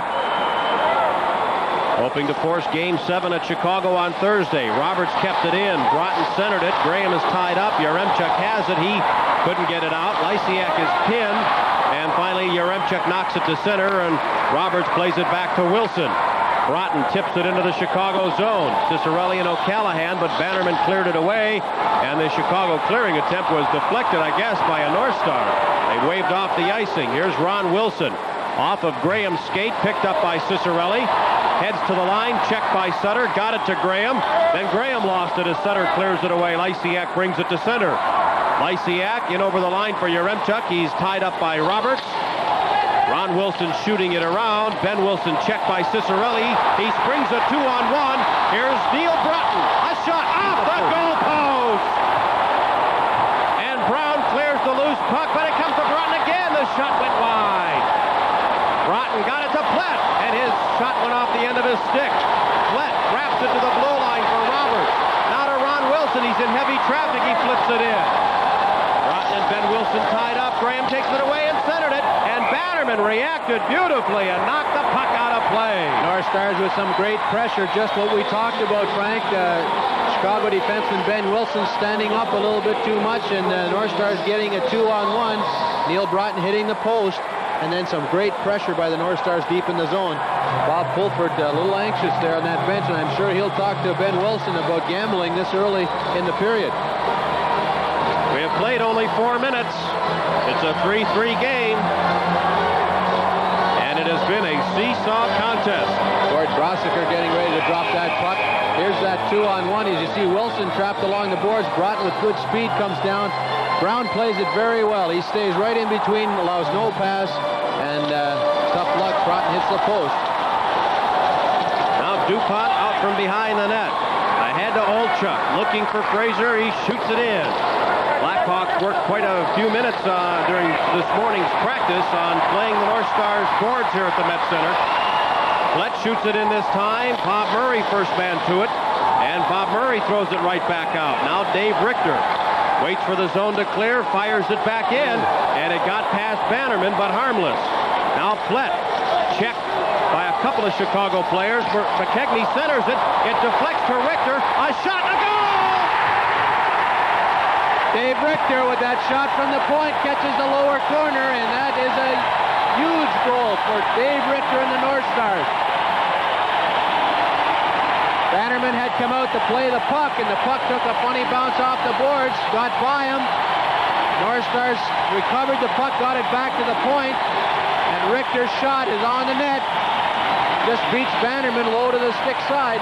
That seems to be a favorite target for the North Stars on Bannerman, low to the stick side. Tony McKegney with that centering pass out through the slot, and Richter gets it away. He may have partially been screened. Dennis Marouk getting in front there. The North Stars lead 4-3. Here's a chance for McCarthy, and he's stopped by Bannerman. Now Ben Wilson throws a check, and the puck is apparently pinned against the boards, but no whistle yet. It comes loose to Larmer, who gets it to Savard, up ice with Secord, 2-on-2. Savard has Larmer trailing. The play is onside. He spreads the defense apart. Secord shot. He fired it high and wide. Now Velishek, a nice pass to Acton. And the North Stars come roaring right back. Acton stops, shoots, blocked by Bannerman. And Bannerman clears it to center. North Stars lead 4-3. Velishek, a nice move. He's bumped by Brown then. Velishek in deep. Tied up. Puck comes free to Brown. Brown takes a look and clears it out. Richter from McKegney and Flett. Here's Cicerelli shooting. He shot it wide as he was checked, but play was offside. This is North Stars playoff action live on Spectrum Sports.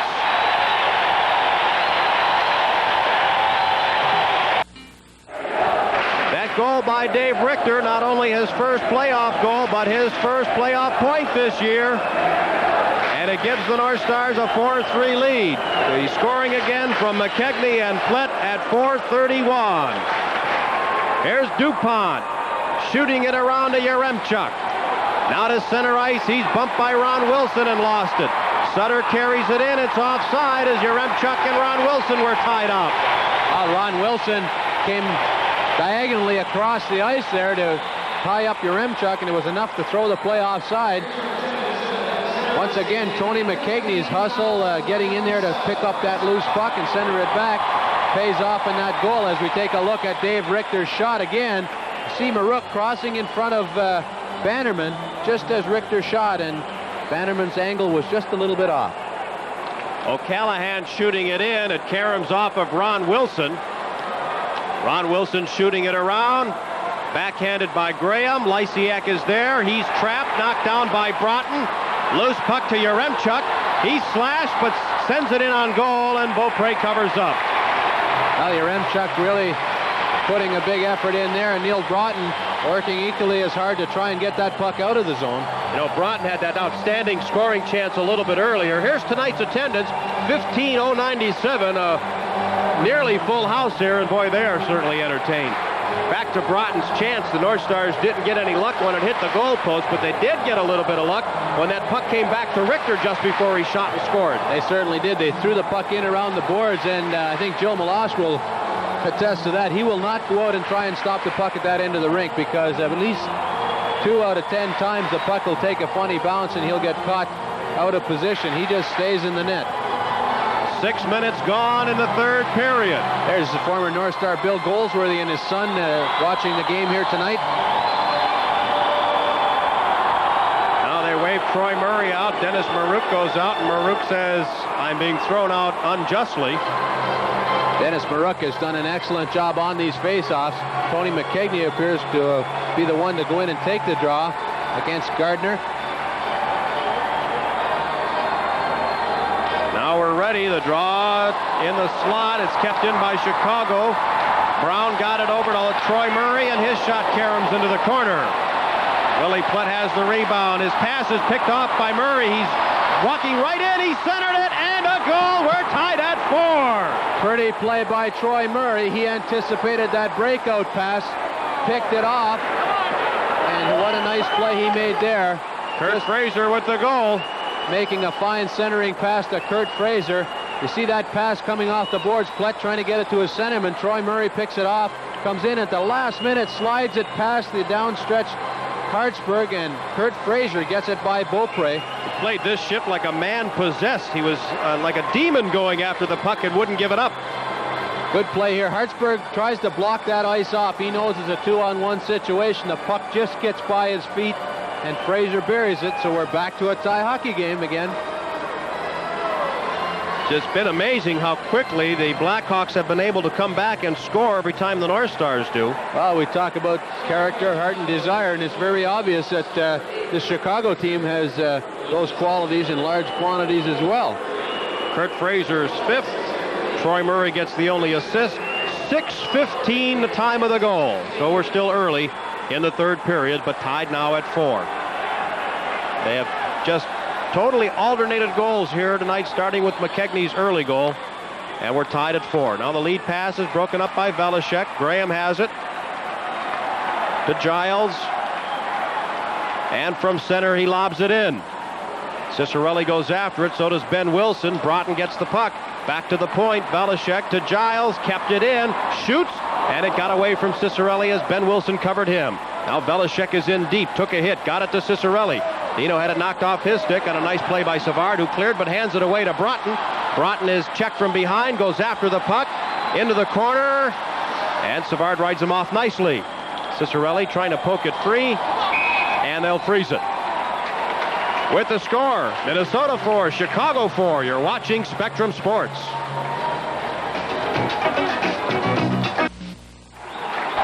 Well, there we have it, a 4-4 hockey game with a lot of time left, and it's been a great one. Very, very even game as indicated by the shots. Big face-off here. 2 number 12s will go at it at the face-off circle to the left of Murray Bannerman. And from the face-off, the Hawks control. This is DuPont. Acton is out front of the net. DuPont waiting. Now played it to Darryl Sutter. A bullet pass right to Yaremchuk, streaking in, shoots out the outside of the net. Well, that had the heart fluttering for a second or two. Sutter centers. Here's Yaremchuk again. He got away from McCarthy. Then his shot was broken up by Roberts. Cleared by Roberts to center ice for Keith Acton with Bellows. 2-on-2. They're onside. The drop to Ron Wilson, who comes in deep. Then he's put down by Lysiak. He'll have to hurry to get back. Now the lead pass to Yaremchuk. It's a 2-on-1. Sutter's in the slot. They center it, and the pass fortunately got behind him. Ron Wilson pinched in. The North Stars missed a check at center, and it was a great chance for Chicago. Here's Bellows on his backhand. There'll be a penalty here. Well, big play by Brian Bellows. He does that so often, going to his off wing, then cutting in. He just leaned right into Lysiak, and then as Lysiak grabbed him a little bit, he went down. So that's a tough penalty for Chicago to take at this point in the hockey game, but a good effort by Brian Bellows, almost forcing Lysiak to take the penalty. Holding 8 minutes the time. There we see Bellows starting to cut in. He just gets that body out. Lysiak, definitely a penalty. He wrapped his arms around his shoulders and threw him down. Time to take advantage of it. Ron Wilson out on that point with Craig Hartsburg. He's been very effective on the points. He moves up with the play very well, passes the puck very quickly, and that is something I think that has kept the penalty killers for Chicago off balance. They can't get positioned because the puck is moving around so quickly. Chicago will have Brown and Ben Wilson out there, Gardner and Troy Murray up front. Ron Wilson. Now to Dennis Marouk. McKegney in the corner, centering pass broken up by Ben Wilson. Marouk played it to Ron Wilson, a shot deflected, and it hopped into the corner. From this angle, it looked like it was going in. Boy, I tell you, that was close. I thought it was going in the net. Now Beaupre played it away from Gardner. Wilson has it. The North Stars, as you see, 2 for 4 on the power play. Now McKegney left it for Captain Hartsburg. 90 seconds on the power play. He carries it in, and Plett was offside. Well, Hartsburg trying to gain that blue line and then hold up, but the winger's a little anxious there. Hartsburg's very good at controlling the puck. He and Ron Wilson, as we mentioned so many times, have really been the key to this power play being so effective, I think. 1:29 left on the penalty to Lysiak. Our Stars bring Dirk Graham, Neil Broughton, and Cicerelli on up front. Hartsburg and Ron Wilson stay on the points. Ludzik comes out. He hasn't played too much for Chicago here tonight. He's out to kill this penalty. And the draw to Chicago. DuPont shooting it all the way down. It hit Gauthier, the linesman. Now Ron Wilson has it. Back to Hartsburg. Cicerelli at center has Graham breaking. Graham is spun around by a check by DuPont. Ron Wilson waits for the zone to clear. Dirk Graham's lucky he wasn't hurt there.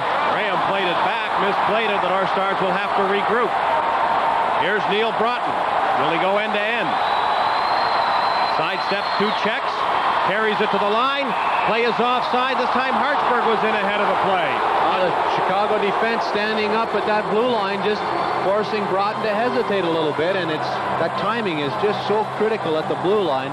Hartsburg just trying to get the jump on the play, and the North Stars are offside. Here we see Cicerelli in that big hit. He throws the pass over to Dirk Graham, and Jerome DuPont came across, arrived the same time as the puck, and Graham's lucky that he still got both legs attached after that one. Now just under a minute left on the North Star manpower advantage in a 4-4 game.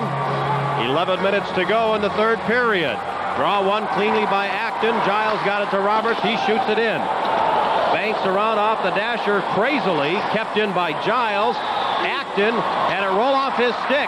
Cleared but not out. Giles keeps it in. Here's Bellows waiting in front for Acton. And Gardner broke it up. Now Patterson for Chicago. Chems to center. They let him go. 2-on-2, and Giles finally rubs him off the play. Now a half minute on the power play. Acton to Bellows. Across to McCarthy. Brown watching him. The centering pass broken up by Brown. McCarthy fanned on it. Centers it. In front of backhand to goal!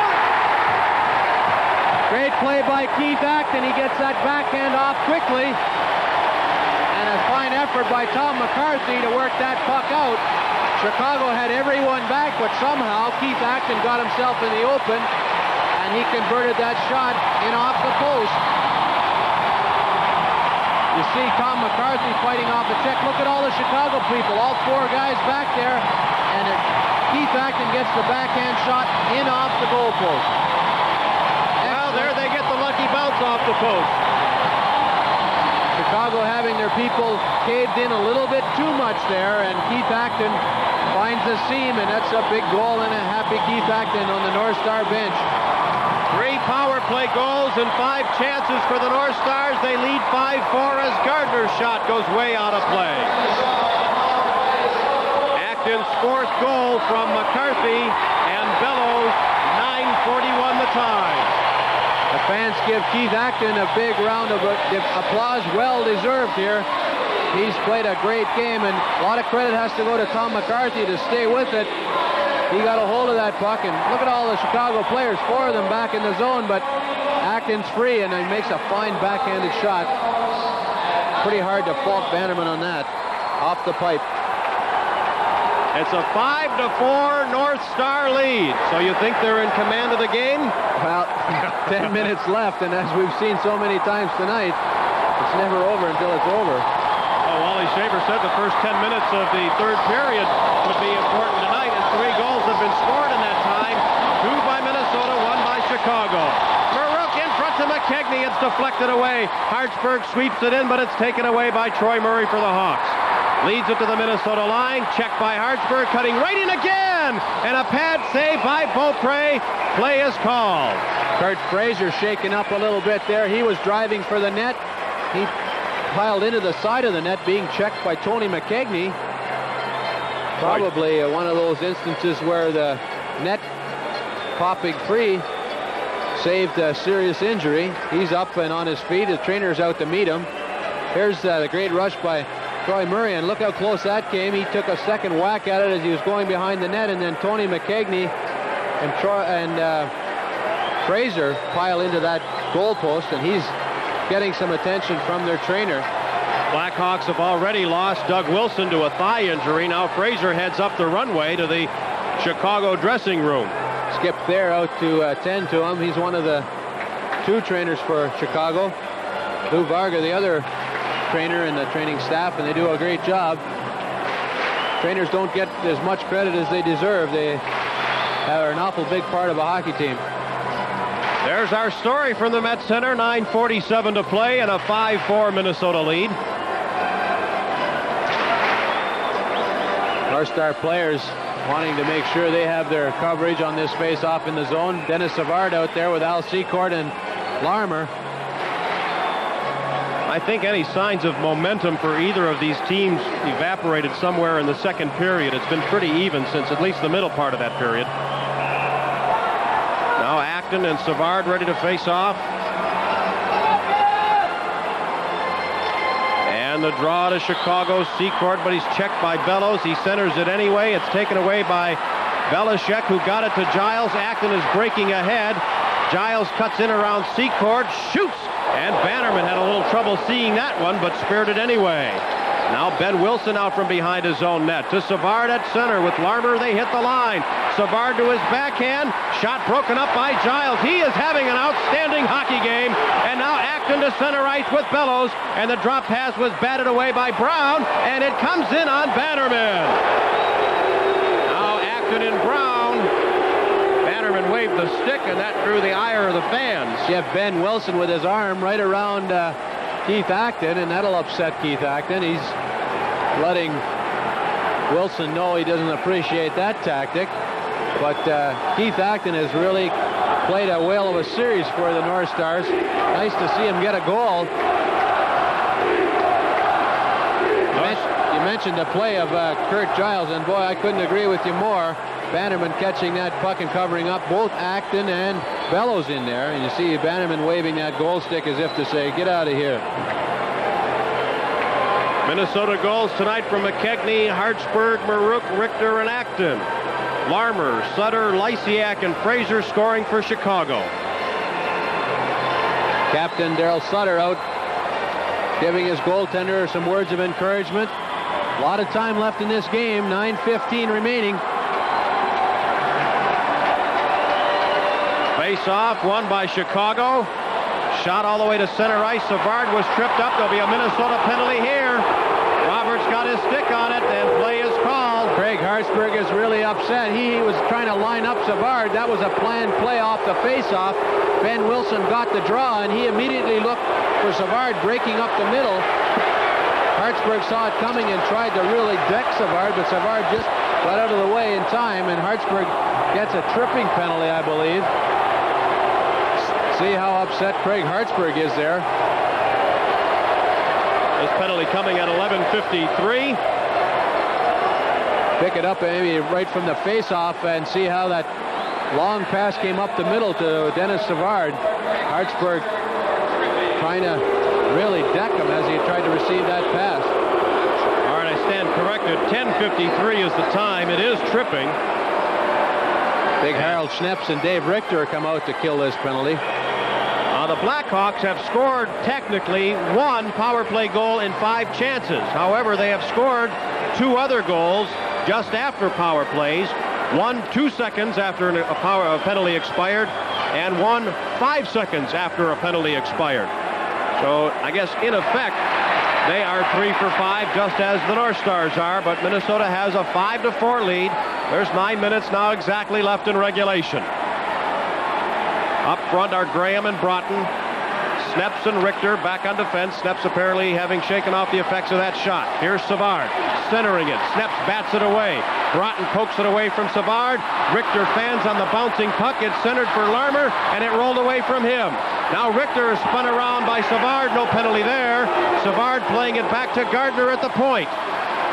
Now across to Bob Murray. A slap shot. A great save by Beaupre. He shot the right leg out and made a save. Now Broughton after the loose puck. Bob Murray is back. Broughton shooting, and it's deflected way out of play.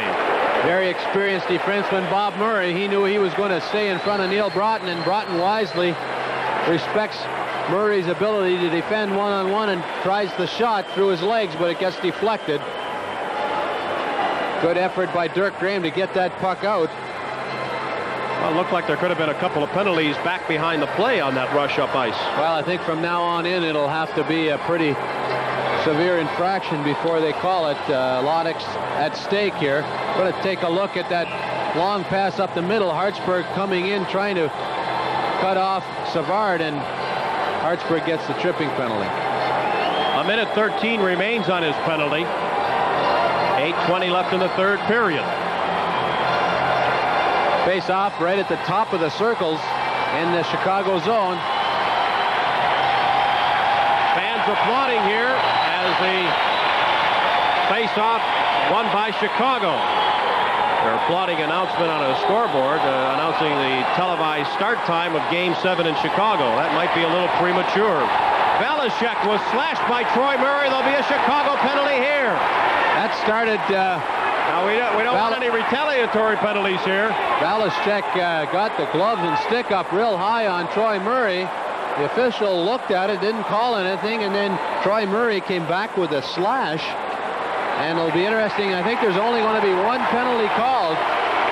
Troy Murray pretty upset at the referee right there. I think he realizes he shouldn't have retaliated, but he also felt that maybe Randy Valashek should be coming along with him. In either case, we're 4 skaters aside. There you see the replay. Valashek with the gloves right over Troy Murray's face. Troy Murray with those stitches on his forehead, probably a little sensitive in that area, and comes back with the slash. As you see, 12 minutes is the time. 53 seconds now before the penalty to Hartsburg expires. Then the North Stars will have a power play and another penalty on Chicago. Bob Pulford looks on, quite displeased with that, and Kerry Fraser not fooling around here. Troy Murray slamming something down in the penalty box. I would assume it's unsportsmanlike conduct. Appears as if Darryl Sutter, the captain, will be getting the call. He apparently argued a little too much. He gets a 2-minute either delay of game or unsportsmanlike. Fans are now throwing some things on the ice which will further delay things.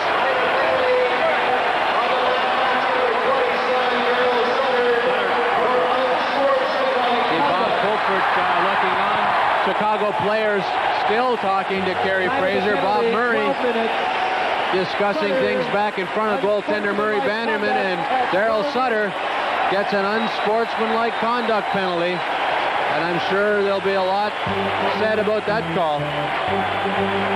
North Stars go to the power play right now, 4 skaters to 3. If they don't score in 53 seconds, they'll have a 2-man advantage. 5 on 3. That's when Hartsburg will be back on. North Stars with a little huddle here high in the slot. You know, Frank, a young player we haven't said too much about is Jerome Dupont, and he's played a whale of a game for Chicago. He's played as a steady member of a 6-defense crew, and with Doug Wilson out, he's been called upon to play quite a bit more, and he's reacted very well. Well, with the intensity here and the noise here in the building, and Naturally, the emotions running in favor of the North Stars. It's very easy to overlook outstanding play, particularly from opposing teams' defensemen. That's quite true. Gordy Roberts comes on to man the point on this power play. Hartsburg in the penalty box. A big couple of minutes right here. The North Stars would certainly like to get another goal and pad that one-goal lead a little bit. Bob Pulford talking with Bob Murray and sending him out. What a great player Bob Murray is for Chicago. Bellows, Acton, Ron Wilson, and Roberts, the 4 Minnesota skaters. It's amazing how controlled Bob Pulford is on that bench. Well, we have reached an enormous point in this hockey game. The North Stars ahead by 1 goal, and in effect here would have 2 power plays if they need it, or certainly at least a 2-man advantage later on. I'm sure the North Stars are very aware that they don't want to do anything even close to resembling a penalty because Mr. Fraser's liable to call them. Now Ron Wilson. Got it to Acton, now to Bellows, across to Roberts. Now to Ron Wilson. They close in on him quickly. Roberts to the side. Acton, the shot! Deflected by Bellows wide. Ron Wilson has to scamper back for it. There it is. And there's the penalty. Well, did we call that or did we call that? You're right on top of the game, Freddie. You could see that coming. Bob Murray, the veteran that he is, felt he had Wilson in a vulnerable situation. He went down and carries the arm up. See Murray getting that puck out, and Ron Wilson barely bumps into him, but the penalty is called. All right, 12:36 is the time. It'll make things even now for a while. 17 seconds to be exact. What a great opportunity Brian Bellows missed on a fine play by Keith Acton in the goal crease. He delayed, and then tried to pass the puck to Bellows at the corner of the net, and it just slipped through there. North Stars coming oh so close to getting that 2-goal lead. Look at Hartsburg. He'll be out of that penalty box in 17 seconds. There's the penalty once again. Brian Bellows in a good position to cover up, and here's the Acton play. He delays. He's trying to get that puck to Bellows, and look at that, how close, but no cigar. 3-on-3 here. Lysiak against Broughton. And the draw batted ahead by Lysiak, and he's hauled down. No penalty there, or at least took a dive and no penalty. Now Broughton has it, circling away from Lysiak, then got it over to Valashek. Hartsburg will be on in a few seconds, and then the North Stars will have a 4-skater-on-3 advantage once more. Now to center ice, here's Hartsburg. He's met by Gardner, got it in. Broughton went after it, throws a little interference there on Ben Wilson. Hartsburg got it to Giles for the shot, sails wide, and Ben Wilson clears the rebound. Giles shooting for the deflection there, but Cicerelli unable to get his stick on it. Under 7 minutes in regulation, the North Stars lead by a goal. Broughton. 39 seconds on the power play. Hartsburg shooting. Kicked out by Batterman. Now Hartsburg goes after it. Cicerelli to Broughton to Cicerelli, and play is called. Hartsburg's got a hooking call or a high sticking call. I don't know whether they called Brown as well. Kerry Fraser, I think, is going to send them both off. Well, I guess just when you least expect the game to get a little chippy, it does. Late in the third period. Keith Brown took Hartsburg into the boards quite hard. Hartsburg retaliated with a bit of a high stick, and they'll both go. Hartsburg just missed a glorious opportunity as he'd moved down the slot. Bannerman came up with a big save on him. Well, North Stars are losing a tremendously good offensive threat. Here's the big check as Brown goes in, and he gives, there's the high stick, I guess, or I don't know what they called that on Brown. There's the high stick right there from Hartsburg as he combs Keith Brown. 28 seconds remain on those penalties to Lysiak and Sutter. 1:04 left on Ron Wilson's penalty. And once those first minors are over, then and only then will the Brown penalty begin to be served. Right now we're 3 skaters aside. There's a look at the whole situation there on the scoreboard clock. Well, the shots stand at 31-26 for the North Stars, so they've taken charge a bit in this period. Making the announcement now. And they both go for high sticking. See Paul Holmgren helping Coach Sonmore with some of the strategy on the North Star bench. Broughton and O'Callahan looking up at that clock, getting an explanation from Kerry Fraser. All right, that tells the story. There are a look at the two penalized Minnesota players. Oh, there's those two key point men on the North Star power play, both in the penalty box for the North Stars. I forgot about Wilson being in there. Absolutely right. What a great game Gordy Roberts has played for the North Stars here tonight. He's kind of the quiet man, he and Kurt Giles, that they get the job done. Blocking shots, taking people out effectively, and very good at moving the puck. Broughton, as you saw, standing ready for this face-off. Bannerman skating around a little nervous right now, I would imagine. Tom Lysiak came up with a very interesting play off the last face-off, 3-on-3. He poked the puck straight ahead and just about had a breakaway. He's a very crafty, experienced veteran, and you have to be aware of his talents out there. Cicerelli looks on. In 28 seconds, Blackhawks will go to a power play. 4-on-3. And Chicago controls from the draw. Lysiak so effective on those draws. He goes in on his forehand, throws his body into the other centerman, and kicks the puck back. Now here's O'Callahan shooting it across. Ben Wilson sidesteps Broughton. Hangs on to it. They're waiting for those minor penalties to Troy Murray and Sutter to expire, which will happen in 5 seconds. And then Chicago will have a man advantage. Only one of those two players will come out right now, and that player is Troy Murray. He was the first one in, so he's the first one out. Out of the corner it comes. Chicago with a power play for another half minute roughly. And back to Bob Murray in the Chicago end. Ben Wilson has it now. Ben Wilson got it to Steve Larmer on his off wing. He goes to the corner. He's brought down by Giles. 12 seconds left on the penalty to Ron Wilson, and they freeze the puck. That's where Chicago wants that face-off deep in the zone. Giles had to work hard just to take Larmer down, and they'll get that face-off to the right of Don Beaupre. Chicago's bench very anxious here. Time starting to dwindle away. 5:36 remaining in the game as Keith Brown looks on from the penalty box. Score was tied at 2 at the end of 1. It was tied at 3 at the end of 2. Now we have 5.5 minutes left to go in regulation. The North Stars lead 5-4 on a power play goal by Keith Acton. Belichick and Roberts will defend for the North Stars. Keith Acton will take the draw against Troy Murray.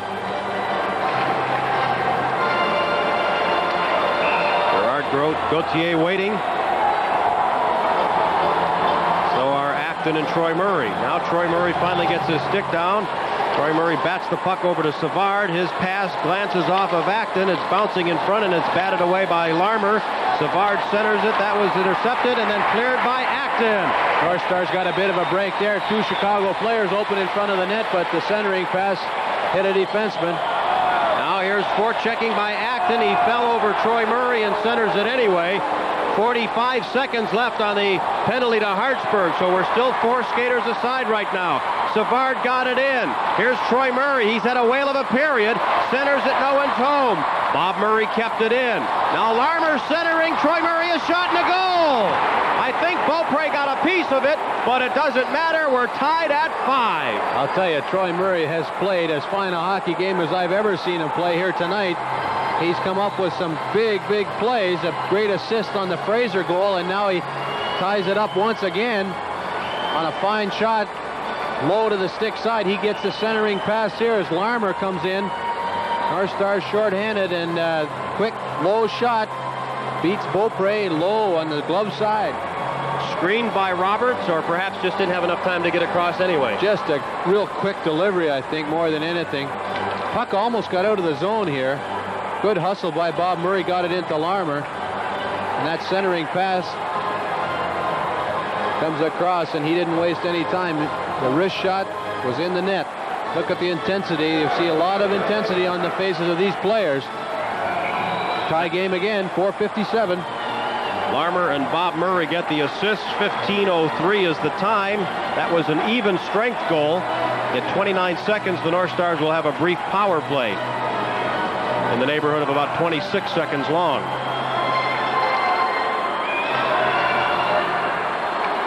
From the draw, the Hawks control as Gardner was checked. Broughton has the puck up ice with Cicerelli. Bothered by Patterson, Broughton hangs onto it. He's been masterful at that, but now he's just forced outside to the point where he can't make a play. Now Cicerelli goes to the slot. He's tied up by O'Callahan. Cicerelli slashes at Gardner. There's going to be a Minnesota penalty here. Boy, I can't believe that they're doing things like this late in the hockey game. That was obvious slash. I'll tell you what, 1,000 times out of 1,001 during the year, that penalty is never called. Penalty time running down on that minor to Brown, and I'm sure the Hawks will be happy to do that, so they'll go to a clean power play here. And finally, the North Stars gain control. Cicerelli better be careful. He just shot the puck across the ice very close to Frazier, and Sutter's got an unsportsmanlike conduct already here tonight. Bob Murray talking to Kerry Frazier about that fact right there. There you see Cicerelli with the slash. He gave him a pretty good two-hander right in plain view of the official. Now the North Stars have got a tough spot. Harold Schnepp's out discussing some strategy with Dave Richter. Slashing penalty the call, 15:52 the time, and in 8 seconds Keith Brown will be out, and the Blackhawks will have a power play. You couldn't ask for much more in the form of entertainment here tonight. There's the slash right at the side of our screen there. But Kerry Frazier felt it was enough to call a penalty, so the North Stars have a big kill here. Harold Schneps, Keith Acton, Dave Richter, and Brian Bellows up front. And Chicago, in 8 seconds, will be on the power play. Boy, extremely unusual to see many penalties called late in the game. 4:08 left, as you see. Now they wave Acton out. Savard and Brian Bellows. And Savard pulls this one back into his own end. Bob Murray takes a look at the penalty clock. Sees 3 seconds left. 2, 1. Brown will be out right now. And the Blackhawks have a power play and a chance to take the lead for the first time tonight. It's a 5-5 hockey game. Bob Murray shooting it in. Beaupre got just a piece of it. Larmer went after it. Bellows cleared it away. Schneps goes after it. Bob Murray fanned on it. Acton is tied up and put down. Schneps trying to get it out of the zone still. Checked down to the ice by Secord, and Acton gathers it in. Well, Keith Acton and Bob Murray fighting for possession along that boards, and you see how drained the players are at this point in the game. You get a little opportunity to lie down and rest for a while, and you take it. See the tension on Glenn Sonmore behind that bench. Goal by Chicago now would really put them in command of this hockey game with so little time left. Gordy Roberts and Randy Valaschek out there to kill things off. Broughton and Dirk Graham, and boy, those two players have done an excellent job killing penalties and hustling all night for the North Stars. All right, once again, it's time for the North Stars to hang on. Gardner and Broughton. And from the face-off, it comes back at center. 1:25 left on Cicerelli's penalty. Here's O'Callahan firing it ahead to Savard, and he's offside by an eyelash. That was close, and he was gone. See the frustration on Savard. He thought that was onside, but a good call by the official right on the blue line. Quick pass from Bob Murray trying to hit Savard in full flight. Take a look at that player. There's the call right there, and boy, that is close. Oh, brother. We'll give the tie to the runner there, I think. I suppose. And from the draw, the North Stars pop it into the Chicago end. Gardner checked by Broughton. Left it for Bob Murray. He's in trouble. He went down. Graham has it. Savard knocked it away, however. Bob Murray once more. And then he's knocked down by Broughton. Gardner goes after it. Bob Murray. Broughton battling again. Broughton taken down from behind, and the Blackhawks break out. A minute to go on their power play. Here's Savard. Stutter step. He stays onside. He goes behind the net. He's checked by Gordy Roberts and forced right off the puck. Graham cleared it poorly. It's kept in by Gardner. Secord on his backhand. Got it to Larmer in the corner. Now to Savard. 35 seconds on the power play. Gardner waiting. Across to Brown. Now to Larmer. In front is deflected by Broughton into the corner. Savard left it there for Secord. Taken away by Roberts. Cleared, but he hands it to Savard. Gardner walking in. The puck is on end. It goes high. 15 seconds on the Chicago power play. Here's Brown. Got it to Larmer. Centering it. Oh, deflected by Broughton. A loose puck. And Roberts tackles Secord. We might have a penalty shot there. Kerry Fraser was knocked down, and it looked like Randy Velacek covered that puck in the crease. Kerry Fraser couldn't get much closer to the action. Boy, Broughton tried to deflect 2 shots. One he deflected way wide, and the other one he put right in on goal. And Fraser comes up quite sore out of that. He got rattled into the post. He was trying to make sure he could see the puck. And Al Secord came oh so close to getting the go-ahead goal. Doesn't appear as if there'd be any penalty shot call, and we'll have to take a look at that. Here you see the shot coming in, and it gets deflected, almost goes in. Beaupre gets a piece of it. Look at all the net that Secord's got, but he can't get turned around in time. Puck is lying right on the corner of the crease. Velacek covers up. The official's right behind the net. There you see him go flying over the post, then get jammed into the post as Beaupre tries to come over and cover the puck. Well, I would say it's about as clear as case as a penalty shot that you'll see. Al Secord trying to get it in, and there's Velacek. He covers that puck right there. And then tries to get it outside the line, which I think he finally did. Well, no penalty shot, so boy, we can count ourselves a little bit lucky there. 7 seconds remaining on the power play. Remind you, in the playoffs, a backup official is on standby, a referee Don Koharski. Watching from somewhere off the ice tonight. We haven't seen Kurt Fraser since he hit the goalpost down there. He got a little assistance from the trainer. We can't see him on the bench. So we'll keep an eye on that situation. Kerry Fraser trying to loosen that back up. He took quite a shot there.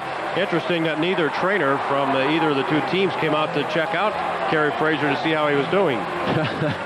7 seconds left in the penalty to Cicerelli. You read into that what you want. Back to the blue line. Brown. Just a couple of seconds left. Cicerelli's back on. Brown lets it go. A pad save by Beaupre, then he lost the rebound. Penalty to Cicerelli is over. 2 minutes left in regulation in a 5-5 hockey game. Velacek playing it around to Giles. Back into the corner. Here's Bellows. Firing it ahead for Cicerelli. He tipped it past Troy Murray. Now Brown has it for Chicago. Shoots it back in. Giles knocks it down. Recovers quickly. Check there. Knocked down by Lysiak. It's a delayed offside. Fans think it's a penalty, but it's not. It's a delayed offside. What a shift that Lysiak just had. He was all over the North Stars. Almost a one-man forecheck, but he had them hemmed up.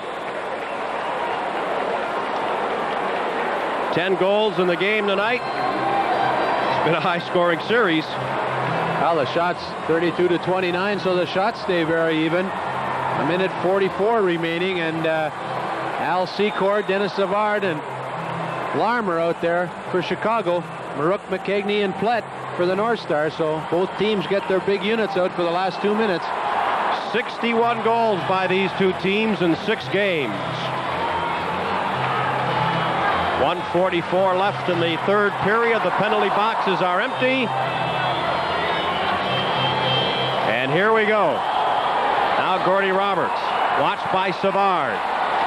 Flips it ahead. He got it to center. DuPont picks it up, lost it. Marouk 2-on-1 with Plett. Willie Plett shooting, blocked by Bannerman, and the rebound is centered. Deflected, but it didn't go in. It went off DuPont. Now Secord has it. Under 90 seconds, Secord shoots it. One off Hartsburg skates. Larmer in the corner, over skates it. Here's McKegney. Tied up by Secord. Got it to center. And then shoots it to the Chicago line. Now it comes loose to Willie Plett. He can't bring it in as Marouk was trapped inside. Pee-wee comes back, then flips it in. 1:05 to go in the third period. Bannerman playing it around. Secord has has it, shoots it to center ice. Here's Gordy Roberts, checked by Savard, and he dropped it to Hartsburg. Now back to McKegney, who's hooked. In over the line to Willie Plett, but Maruk was trapped inside. There's offside. Now Larmer, Plett, Ben Wilson, and Roberts file up in the corner. Well, Willie Plett and Larmer pushing a little bit. There was a lot of heavy traffic as they crossed the blue line there. Play whistled offside. The pushing is down deep in the corner where the puck ended up, and I don't think anything will come of it here. Ben Wilson in there to make sure that nothing develops. 50 seconds remaining in this hockey game.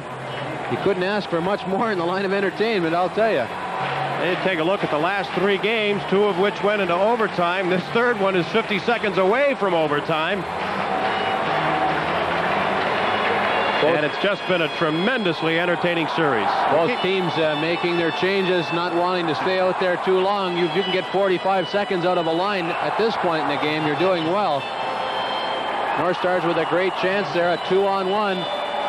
Bannerman able to make the save. Graham, Broughton, and Cicerelli up front. They had Payne on this line earlier in the game. It's cleared by Sutter all the way down. They wave off the icing, saying Giles could have played it. Beaupre leaves it for Velishek. Chased out by Lysiak. Now to Cicerelli. 34 seconds left. He's checked by Lysiak. And Troy Murray flipped it ahead again for Daryl Sutter. Lysiak kicks it in, then lost it. Giles rushing ahead with the puck, 3-on-3. Giles shooting it in out of the corner. It comes to Graham. He rolls it in front, and Bannerman played it away quickly to Lysiak.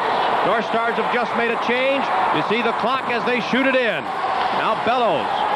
Couldn't get it out. It rolls in front to Roberts. Roberts waiting, got it to the line. It deflects back in. Time for one more shot. Here's Acton breaking free. He's hauled down at the horn. No penalty. Have overtime for the 3rd straight game in this series. Brown over Keith Acton. Keith Acton down on the ice. I don't think he's hurt. I think he's just getting a breather, and both players are getting to their feet now. But a great effort by Keith Acton to try and put this thing away. All right, we're headed to overtime with a 5-5 score, and we'll be back after we take this timeout.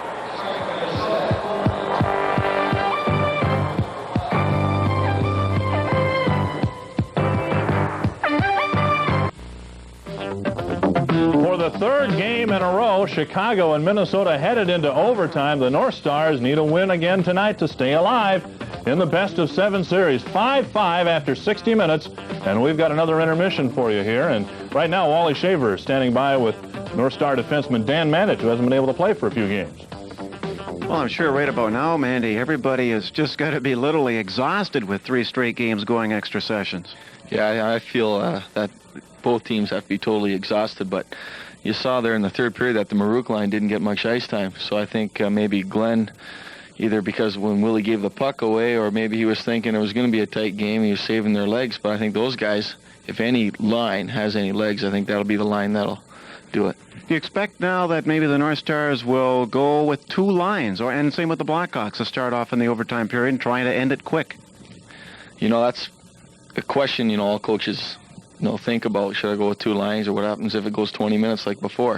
If it goes 20 minutes, going with 2 lines is not going to pay off. I think they'll go with 3 lines and probably the 4 defensemen. You and I were talking a little earlier today about Murray Bannerman. He's gone the whole way for the Blackhawks. By the end of the games, he's wobbly. He's obviously seeing a lot of action down at his end with the amount of shots that the North Stars have taken. He's got to be a little more tired, both physically and mentally. How do you think he's going to come out and react in this period? I think if we just keep coming at him, like you said, he's tired. And if we just keep coming, we get a couple rebounds, I think the rebound shot will probably beat him, because he's not moving his feet that well. His feet, like you said, he's tired. He faced 90 shots last 2 games he was in for last time he was in town. And this game here, he's faced a few shots. He's been up and down. He's been flopping around. I think he'll be beat on a rebound. We saw something here in the 3rd period tonight that we haven't seen in past playoff games, and that's a lot of penalties called. Did it surprise you to see that, and what's your opinion on the calls? Well, Kelly Frazier there, in 5 minutes, 10 minutes to go in a game, especially in playoff games, usually don't call too many penalties. He called 2 back-to-back on Chicago, and then to even things up, I think he called a silly one on Rick Wilson. But then he just kept calling them, and that seldom ever happens. Personally, I don't like it because it takes away from the game. It gave Chicago the edge in the last 5 minutes, and I don't think it should be a part of playoff hockey, really. Does it throw the players off on their thinking and what they're going to do out in the ice? Sure, you have to mix the lines up. Glenn's there juggling lines because a couple guys are in the penalty box. Some guys will be sitting on the bench for 5 or 6 minutes getting cold. When it comes up for their lines to get out there and play together, there's no one there. How about your situation right now? You've been out with a wrist injury. How is that coming along, and are you ready to play? Oh, the wrist is a little sore, but it's about 100% better than it was a week ago. And I'm, if the team needs me, I'll be there. That's for sure. I'm sure right now, though, it's tough for Glenn with when you get a winning lineup going or just a successful lineup that's in the games. It's tough to make changes from a coaching standpoint, eh? Yeah, I don't think they're going to really make any changes at this point. You got to go with the dance with the girl that brought you, right? So I think they're not going to make any changes, and I'm thinking that the guys that they have right now can go all the way. I would assume coming out in the third period, you can't hold back. You have to go out there hell-bent for leather. You bet. You just got to go for it right off the bat. And in the back of everybody's mind, they're wondering who's going to make the mistake and who's going to get that winning goal, and I'm sure everyone wants that. Well, Dan, thank you very much. It's good to see you back here with us and hopefully back on the ice before the playoffs are all over with for the North Stars. Let's now go upstairs and join Frank and Fred. Well, I got some rather honest answers there from Dandy Dan Mandich visiting with Wally Shaver. Matter of record keeping here. First of all, let's set the shots for the period. The North Stars had 11. Chicago had 7. For the 60 minutes of play, the shots in favor of Minnesota 34-29.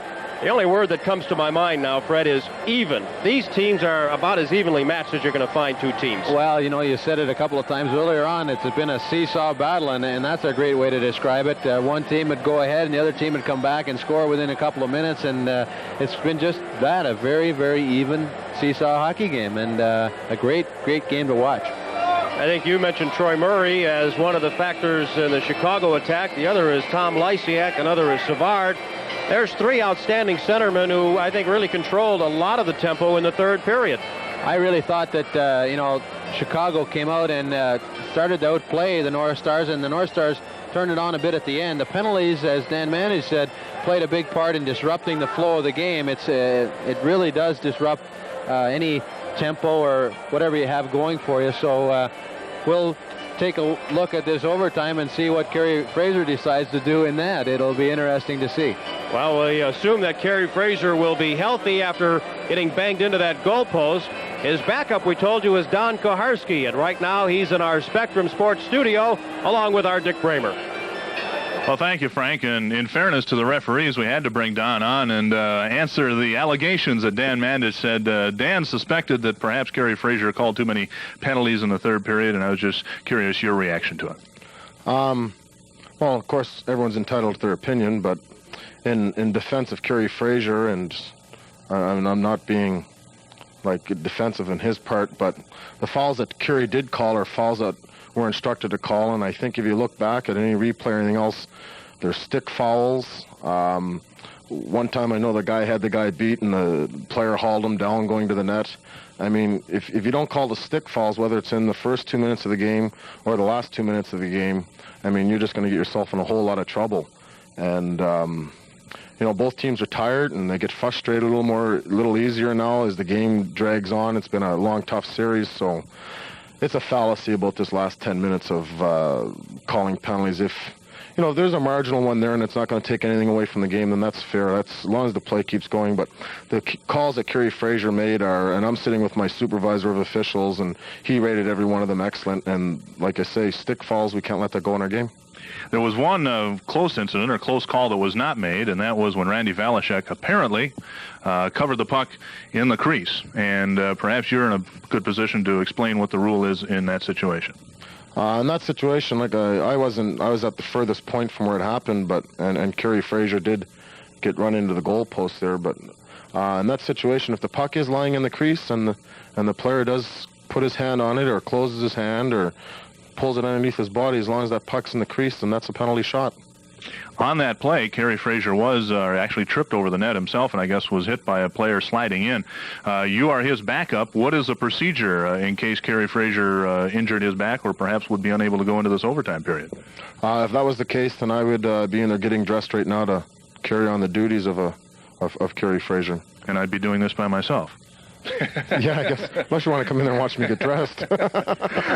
What is the selection process quickly for referees and linesmen for the playoffs? We get rated during the season, and we get a mid-season rating that we understand where we're at. And then it's your performance in the last half of the season to keep your rating up. We have 12 referees in the National Hockey League, and 10 are chosen for playoffs when they start. And every time there's a round that ends, they knock off 2 referees. So right now we're down to the 8 referees, and after this series is over, we go to 6. And then from the 6 for the finals, they pick 3. All right, Don, thanks a lot for helping us out. My pleasure. Thank you. All right. Don Koharski, the backup referee for tonight, has been our guest. Now let's go back upstairs. We are in the first overtime intermission, if you will, at the end of 60 minutes of regulation play. The North Stars and the Chicago Blackhawks tied up here in a 5-5 hockey game. Fred, we touched briefly on Chicago's strong suit going into the third period. What, in a word or two, is keeping the North Stars as close as they are here in this game? Well, you know, I think they've got some breaks, one being the Valachek thing in the crease. It's hard. That's a judgment call, and it's really not our job to make that. There's been some close calls, but I thought Chicago started to forecheck better, and that was what kind of turned it around for them. The play of a couple of individuals, Tommy Lysak, Troy Murray, really had a strong period and was instrumental in a couple of goals.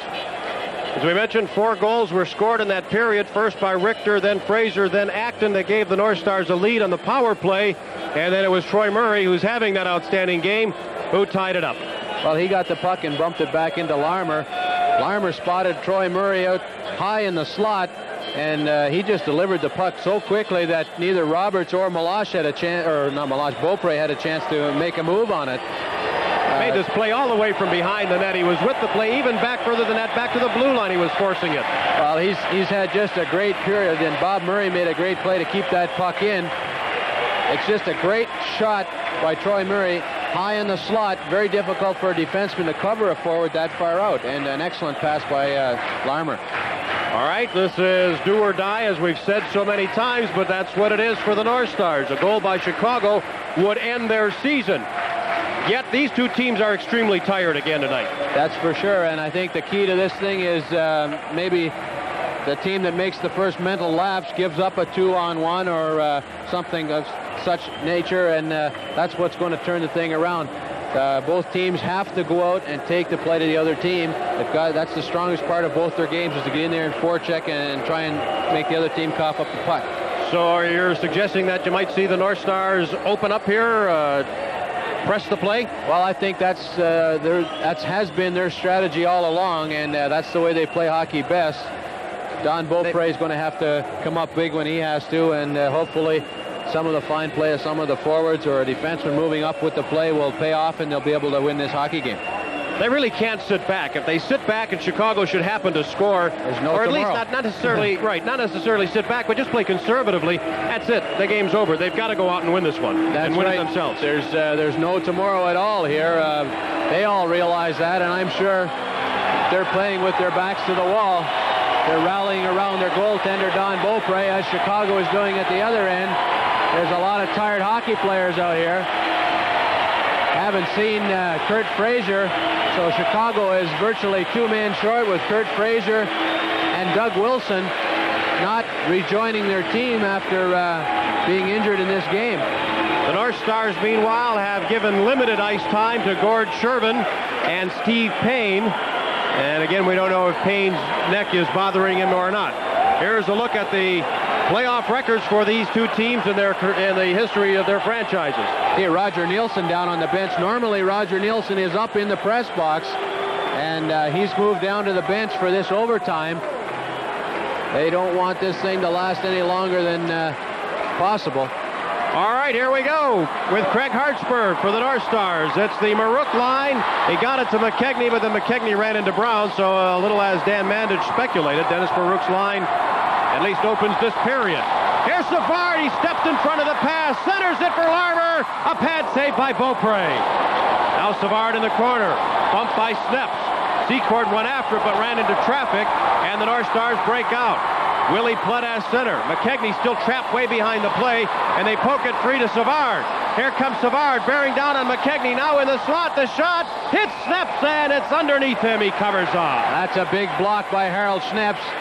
Savard with a big head of steam cutting across the middle, and kind of a desperation play by Harold Schneps, and it paid off.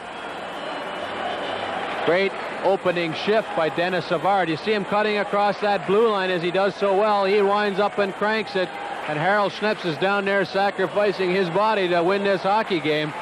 And a big block. Don Beaupre comes out to keep him from sliding into the net. Well, the earlier Chicago chance was equally as dangerous, if not more so. 38 seconds have elapsed. We have just started the overtime period, tied at 5. DuPont, a shot deflected by Cicerelli, and that one reaches the upper level of seats.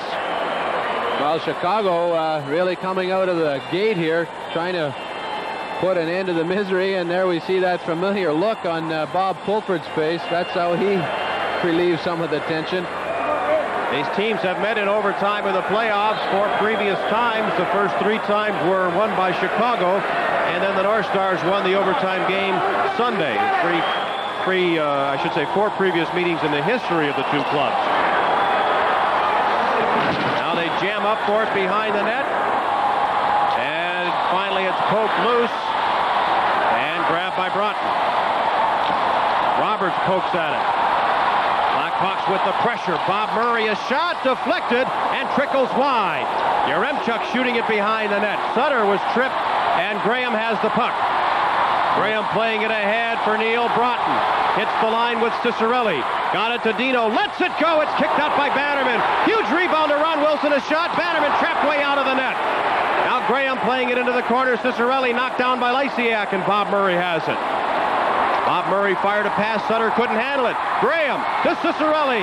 He'll try to center, but then he was checked by Bob Murray, and Chicago clears. Well, both teams going at it aggressively. Oh, great chances at both ends. I don't know what happened to Bannerman, but he was 6 feet out of the net there. Roberts pass, hands it away to Troy Murray. Walking in, centering it, and Roberts recovered to knock it away. Then Ron Wilson played it, but not out. Bouncing in front. Whacked at by Roberts. And it's really getting sloppy out there. Finally, Ron Wilson clears it out. No icing. Well, they say Ben Wilson could have played it. We played 2 minutes of overtime. North Stars making another quick change. Acton bellows McCarthy up front. There's a pass that's deflected over Valashek. He misplays it. Giles shooting it off the boards. And back to Brown at center. Lead pass tipped in by Olchuk. Giles first man to it. He's bumped into the corner. Now Brian Bellows fires it out. Troy Murray steps in front again. Shot it in offside. I'll report on Fraser. He's got a bruised chest from that collision with the post. There's Troy Murray coming off. Great anticipation. He's cut across the middle and picked up some rink-wide passes and turned them into good chances for Chicago. That injury, of course, to Kurt Fraser of the Blackhawks, not Kerry Fraser, our referee, who is back on the ice for the 3rd period. Apparently, Kurt Fraser will not return. And from the draw, the North Stars have to shag it down in their own end again. Opening couple of minutes here, and Chicago has had the better of play in overtime. Now grabbed by Tony McKegney. Maruk is breaking. McKegney carries it in. McKegney goes behind. He centers it, and Maruk got his stick on it, but the puck hopped away. Now McKegney has it. Takes a look, tries to get past Secord. Giles keeps it in and shot it behind. Bannerman out to handle the puck. Looking for Larmer. He reaches back for it.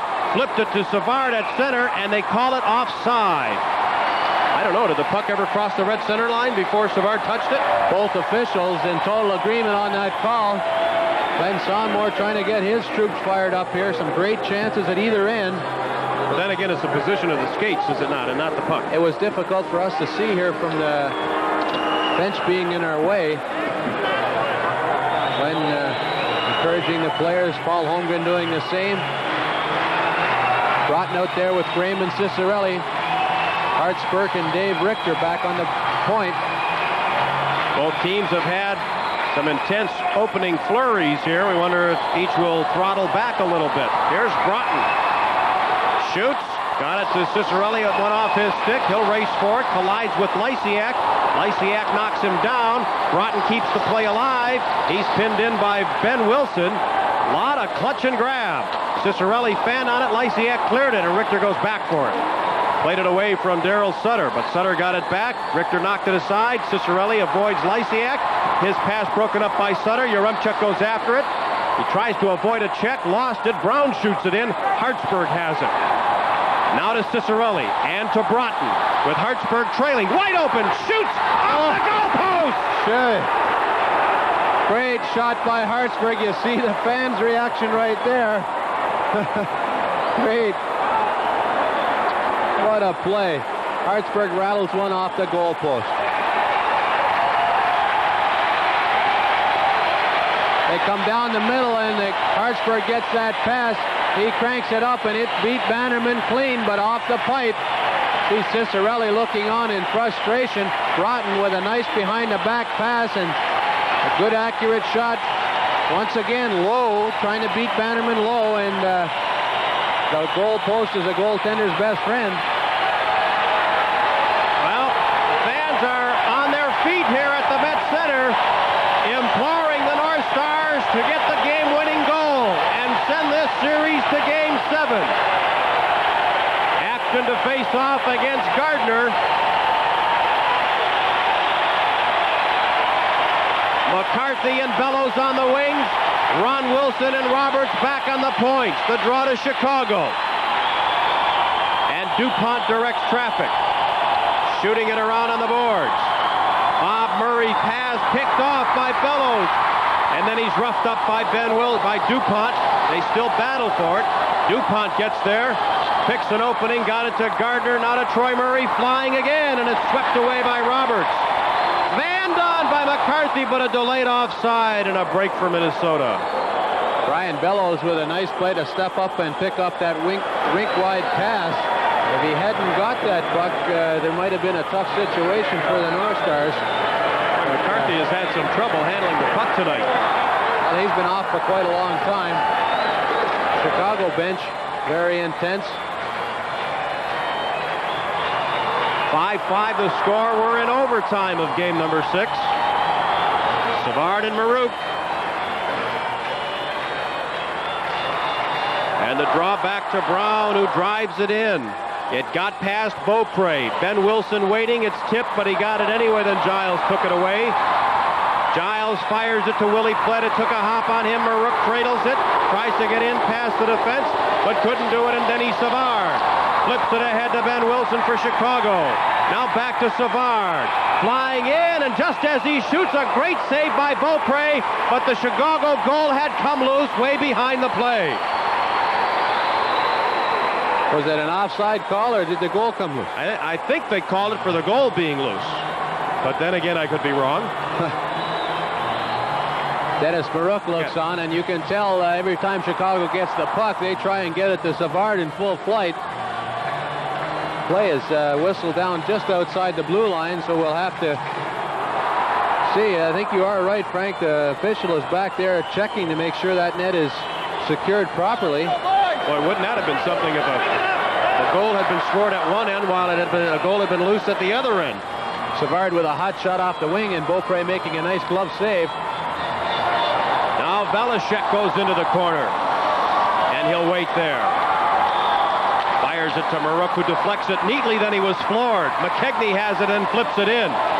Ben Wilson goes to the corner, McKegney right in after him and spins him around, gets the puck to Plett. Back to Velishek. Shooting it, he shot it wide, it caroms off the back, and then a Chicago player dives on it, and they got a quick whistle. Savard and McKegney eyeball one another. Well, a big collision behind that net. Ben Wilson still trying to get his stick. He just picked it up, and there's the net off once again. McKegney with some strong forechecking, creating the chance for the North Stars in there.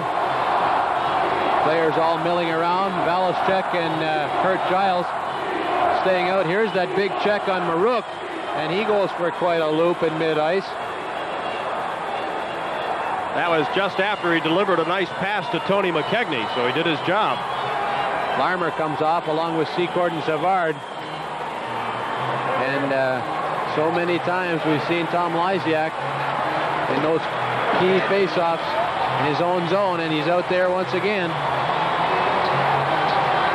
As you see, and as you saw in our pregame show, he scored the overtime winner Thursday.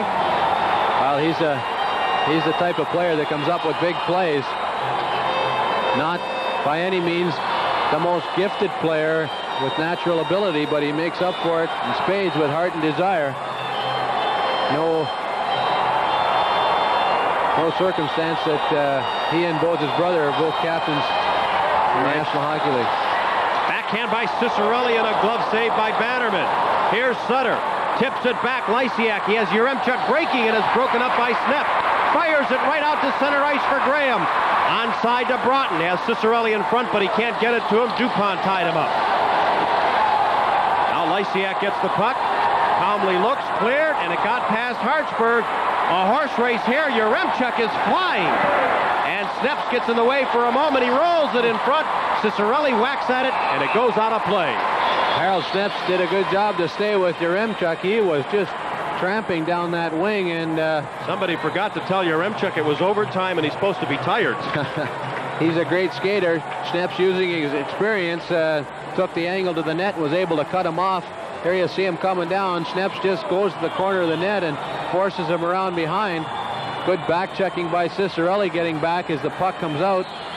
Deflects off a player, and Cicerelli gets it out of the rink. Acton, McCarthy, Bellows, the forward line for the North Stars, while Gardner is centering a line for Chicago that has Troy Murray on a wing and Olchuk on a wing. Now Acton, 3-on-2 to Bellows. They're onside. McCarthy's in front, right in on goal. A loose puck, and it's taken away by Gardner. Now Ben Wilson to center, and he's bumped. And back the other way, the North Stars, but the pass was behind Bellows. Wide open here in overtime as Troy Murray shoots it in. Coming up on the 6-minute mark of the extra session, Olchuk centering, broken up by Ron Wilson. Tipped to center ice and flipped back in by Chicago. Ron Wilson redirects it nicely to Acton, bothered by Secord. Checked at the line, and it's offside.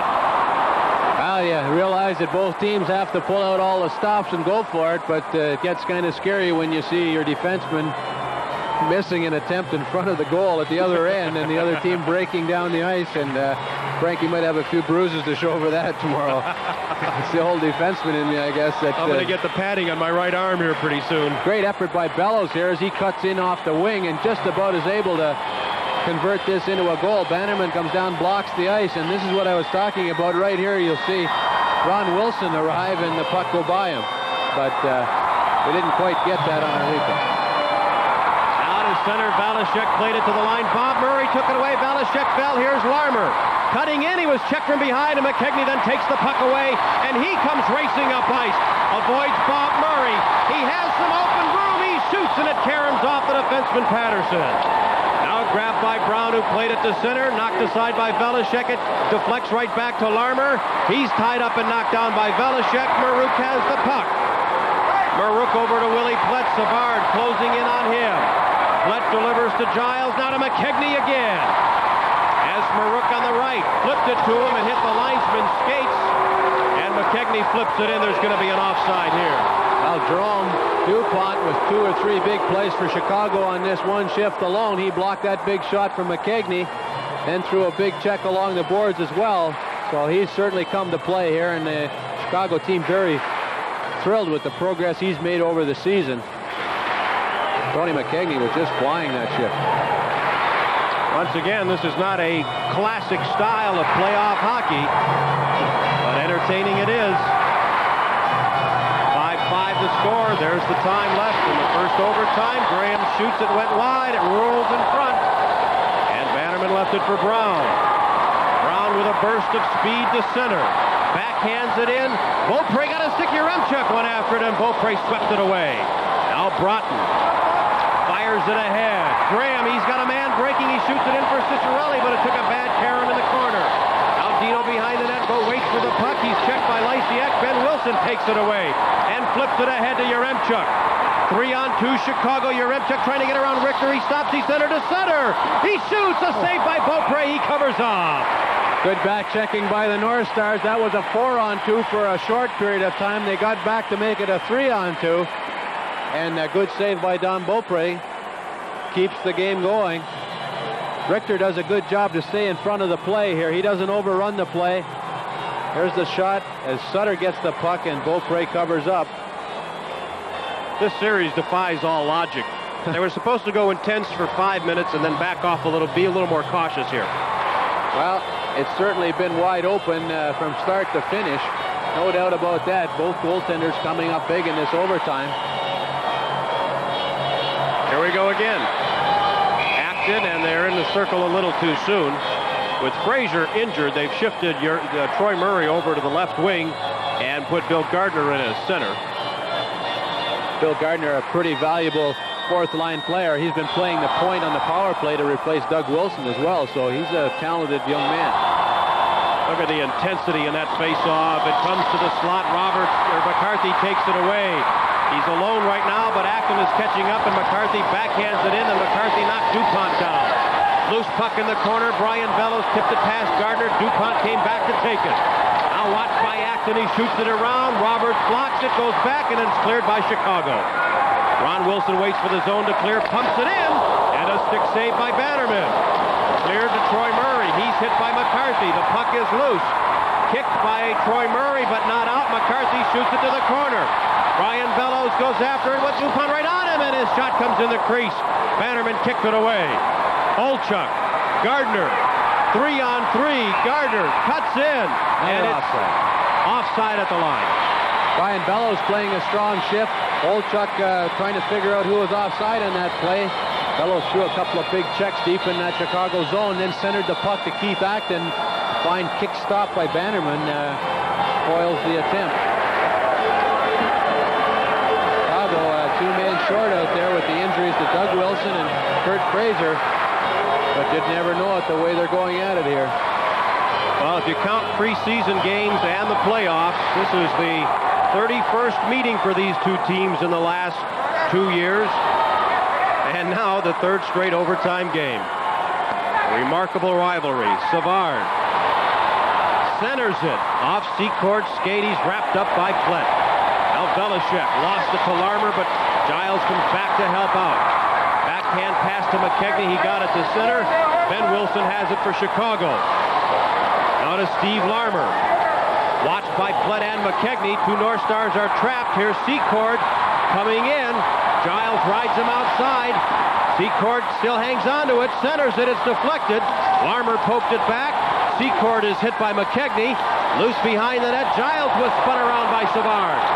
Giles clearing it. He got it right back. Now gets it to Marouk. Nice pick by McKegney. He ran interference. Marouk carries it in. Drops it back. Sutter takes it away. Look out for a 2-on-1. Savard streaking in. Yaremchuk in the slot. And Harold steps, knocks it away.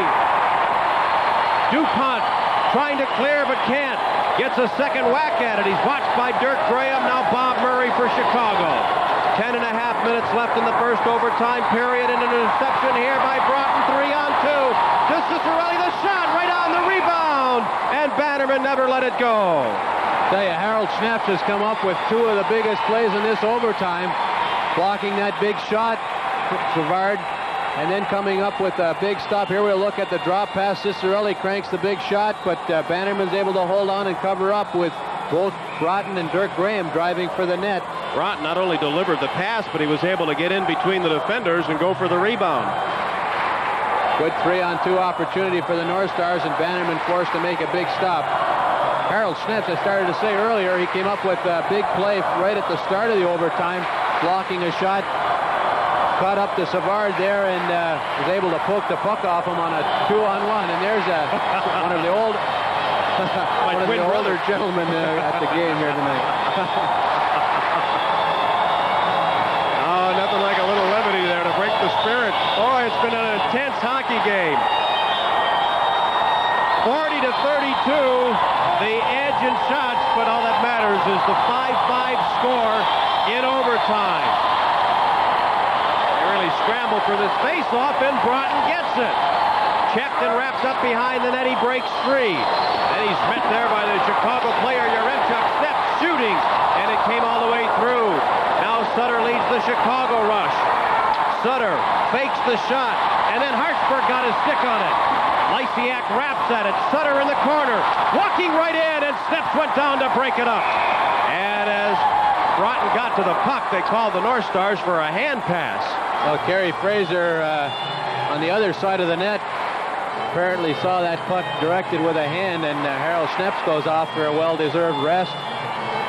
He's been working out there with a number of different partners, plays quite a bit with Craig Hartsburg. North Stars going with all 6 defensemen. There's Doug Wilson down on the Chicago bench in his street clothes, so his injury apparently is serious enough that he will see no further action tonight, and time will tell. We'll worry about Thursday when Thursday comes. Yeah. Those injuries have a way of healing quickly in playoff hockey, especially the 7th game of a series. Acton and Gardner. Halfway through the overtime, right from the face-off, Gardner put it over the net. McCarthy bumped along the boards. Troy Murray kicked it free. Beaupre checked by Gardner. Olchuk centers it, broken up. Olchuk again, intercepted, then he got it right back. Bob Murray winds up. Saved by Beaupre on a point-blank try. Acton in the corner. Troy Murray throws a check. He's been an outstanding player for Chicago. Now Bellows to McCarthy. Sidesteps the check. Roberts is open. He centers it, a shot. Oh, deflected wide. Keith Acton in close, and it went wide. I think Bannerman got a piece of it. Now Troy Murray ran into Ron Wilson. Acton reaches for it, fired a perfect pass to Bellows. It's taken away by Olchuk. Now to Troy Murray, the shot. Deflected by Roberts, who went down. Troy Murray shoots it to the corner for Olchuk.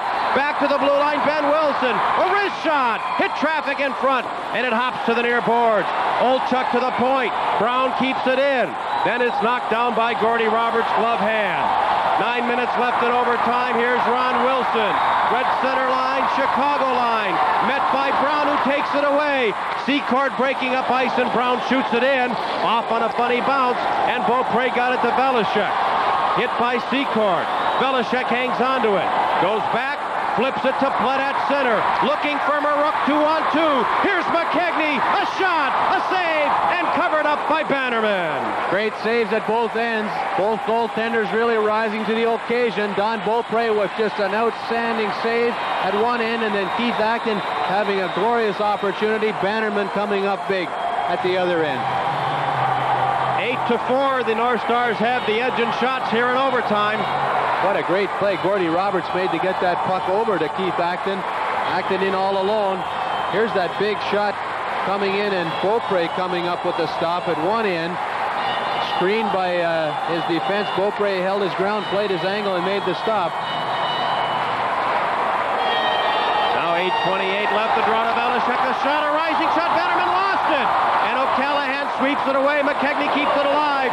Marouk behind the net, rolls it in front, and Bannerman took it away again. Now Secord. Across to O'Callaghan. Now to Secord again for the shot. Pad save, Beaupre. And he leaves it for Giles. Giles checked from behind, then got it to center. O'Callaghan shoots it back in. Now Beaupre helps out Randy Velishek. He's checked by Larmer. Got it to McKegney. McKegney to center ice. Too far for Marouk, and the North Stars want to make a quick change. They bring Broughton's line on.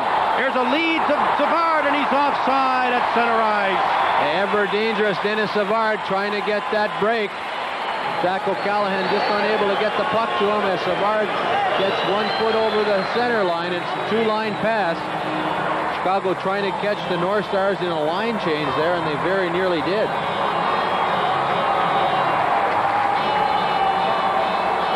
.47 left in the overtime period. Here's that lead pass to Savard. Secord with a hard shot off the wing there. Long, hard shot. Don Beaupre able to make the save. North Stars getting ready again with Cicerelli and Graham on either side of Broughton. Hartsburg and Richter are back on defense. North Stars going to Richter and Steps a little more in the game tonight than they have in the previous overtimes. Yes, they are. They tried to go with 4 defensemen for the most part in the other overtimes, and I think it may have taken its toll. Going with basically 6 here, just using them accordingly. Sutter, Lysiak, and Yaremchuk for Chicago. Richter goes after it with Sutter and cleared it back out. Now the Blackhawk player nearly lost it as Cicerelli pressed him. Hartsburg goes after it, cleared it away from Yaremchuk. Back at center ice, here's Cicerelli. Richter to Hartsburg. And now to center ice. Watched by Yaremchuk, he backhands it in. DuPont goes after it. Broughton goes after it. Bannerman cleared it. Graham intercepts, centers it. And it's deflected away by DuPont. Here comes Yaremchuk charging again. Drop pass for Sutter. Sutter puts it to Yaremchuk. Met by Richter. Loose puck. Ben Wilson, a long shot. Sails right through. Brown. Lysiak. Quick shot hit Hartsburg. Lysiak again. He's checked. And then it's cleared by the North Stars.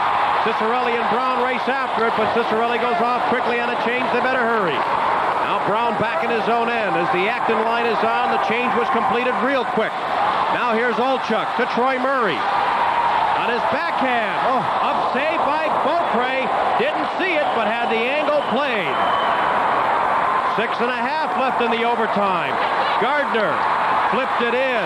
Richter nearly lost it, then backhands it out. Olchuk, Troy Murray, tied up by Richter. Trying to get through, he centers it. Gardner in the slot. Taken away by Acton. He's got a breakaway in overtime.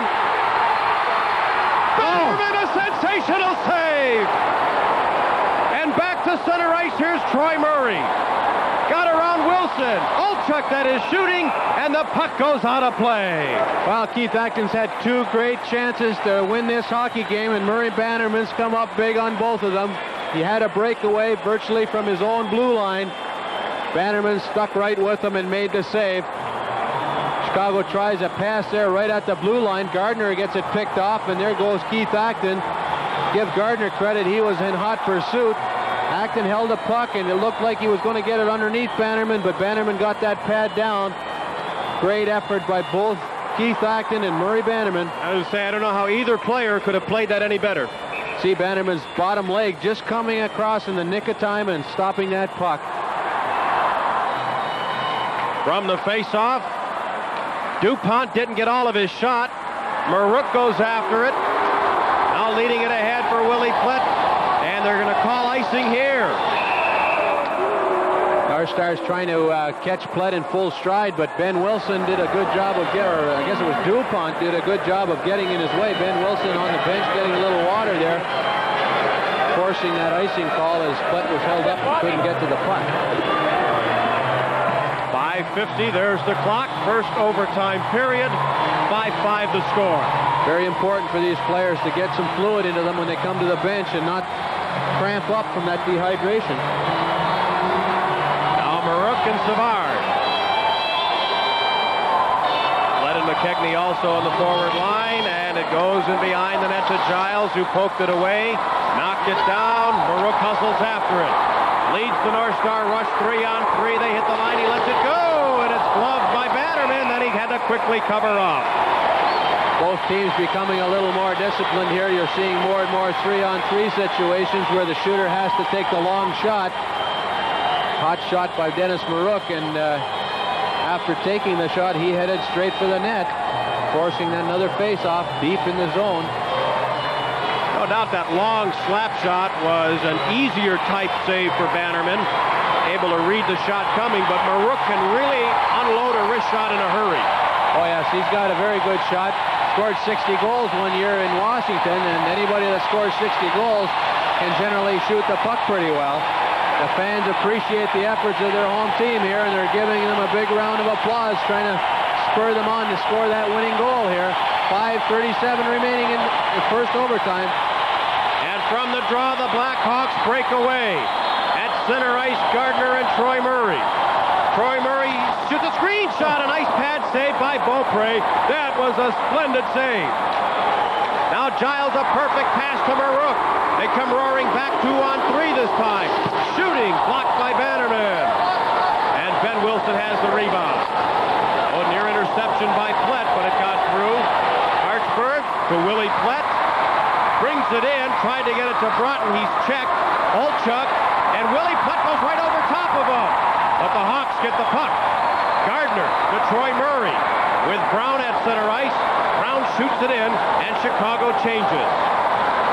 Here's Hartsburg. Fires it to Graham. Racing in over the line. Center to Broughton. Lysiak swept it away. Now Steps goes back for it.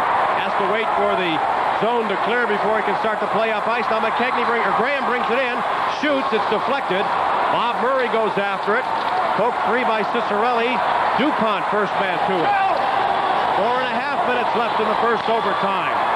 Lysiak at the line. Leaves it for Sutter. A shot and a goal. The series is over. The season is over. And the Blackhawks win. Well, they scored on a very good play. Sutter with a great shot off a fine drop pass from Tom Lysiak. And Tom Lysiak has had a great series. The North Stars are frustrated out there. They've played their heart out. Couldn't ask any more from them. Murray Bannerman getting congratulated by his teammates. North Stars congratulating Don Beaupre out at center ice. But talk about a clutch player. Sutter. He's unbelievable. And now an appreciative round of applause from what has to be a very tired and nearly sold-out Met Center here. Well, 3 outstanding overtime games here, and these teams have a lot of respect for one another. 2 veterans, Lysiak and Sutter, combining for that winning goal. North Stars showed a lot of heart and desire and character to come back here and make this such a contest. Lysiak getting the first assist, DuPont the second. It comes at 15:41 of the overtime period as you take a look at it. Excellent shot by Daryl Sutter. He shakes hands with Kurt Giles, and what a great series Kurt Giles had, as so many of the North Stars did. It was definitely the highlight of the whole year for these North Stars, the way they played in the playoffs. I'd have to say that Jill Malage probably carried them through the St. Louis series, but they certainly played as a team in this Chicago series. There's a look at the big man passing another big man for Minnesota. That's McKegney. Here's a look at it. Here's the goal. Lysiak drops the puck back, and Sutter fires through the screen. Schnepp's unable to block that one, and it beats Beaupre. Well, one more view from our end zone camera. See, the defense has to respect Lysiak. He's so good with the puck, you've got to back off. You can't stand up and check him, and the North Stars get caught backing in a bit there. Just a fine shot from Sutter, and Beaupre not having much chance as it goes by a screen. Meanwhile, Dave Richter and it looks like Warren Skorodensky, the backup goaltender, have a brief conversation away from the final line of handshakes.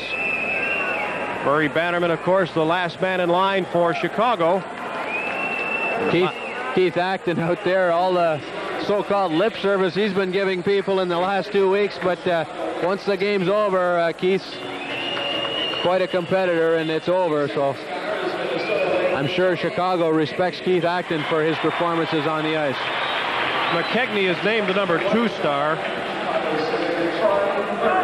And Troy Murray is named the number 1 star. We'll see if we can get number 3 for you before we sign off. So that's it. An overtime win, as you see, by Chicago. They win the series 4-2. Stand by. In a moment, our post-game show and scoreboard update.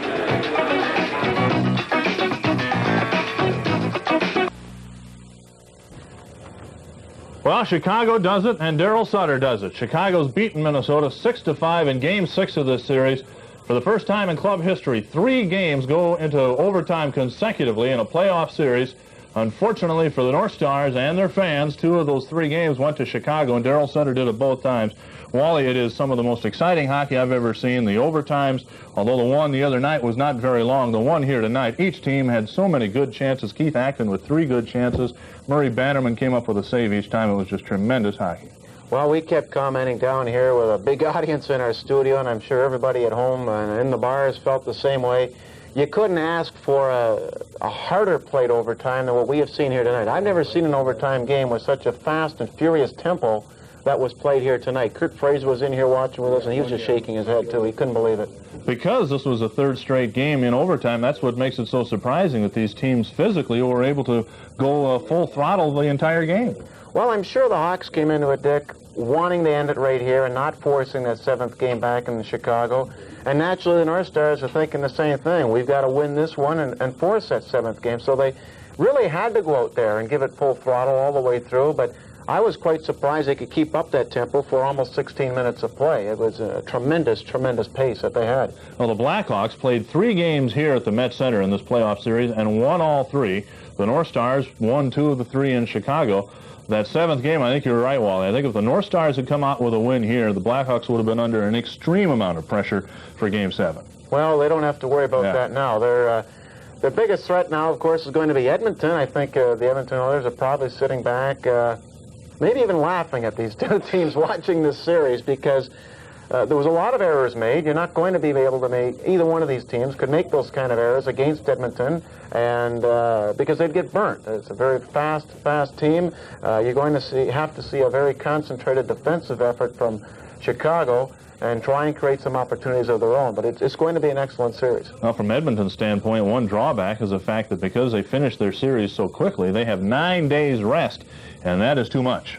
Well, it is. I think Chicago might be able to get the jump on them in the first game, but give Edmonton a day to get their jets back, and you know, they're going to be flying. They're going to be very, very difficult to beat. They did not have any difficulty at all getting through their division. They swept Los Angeles and then swept Winnipeg. They are cruising on a 7-game winning streak this year in the playoffs, so I'm sure they're not going to be looking to the Norris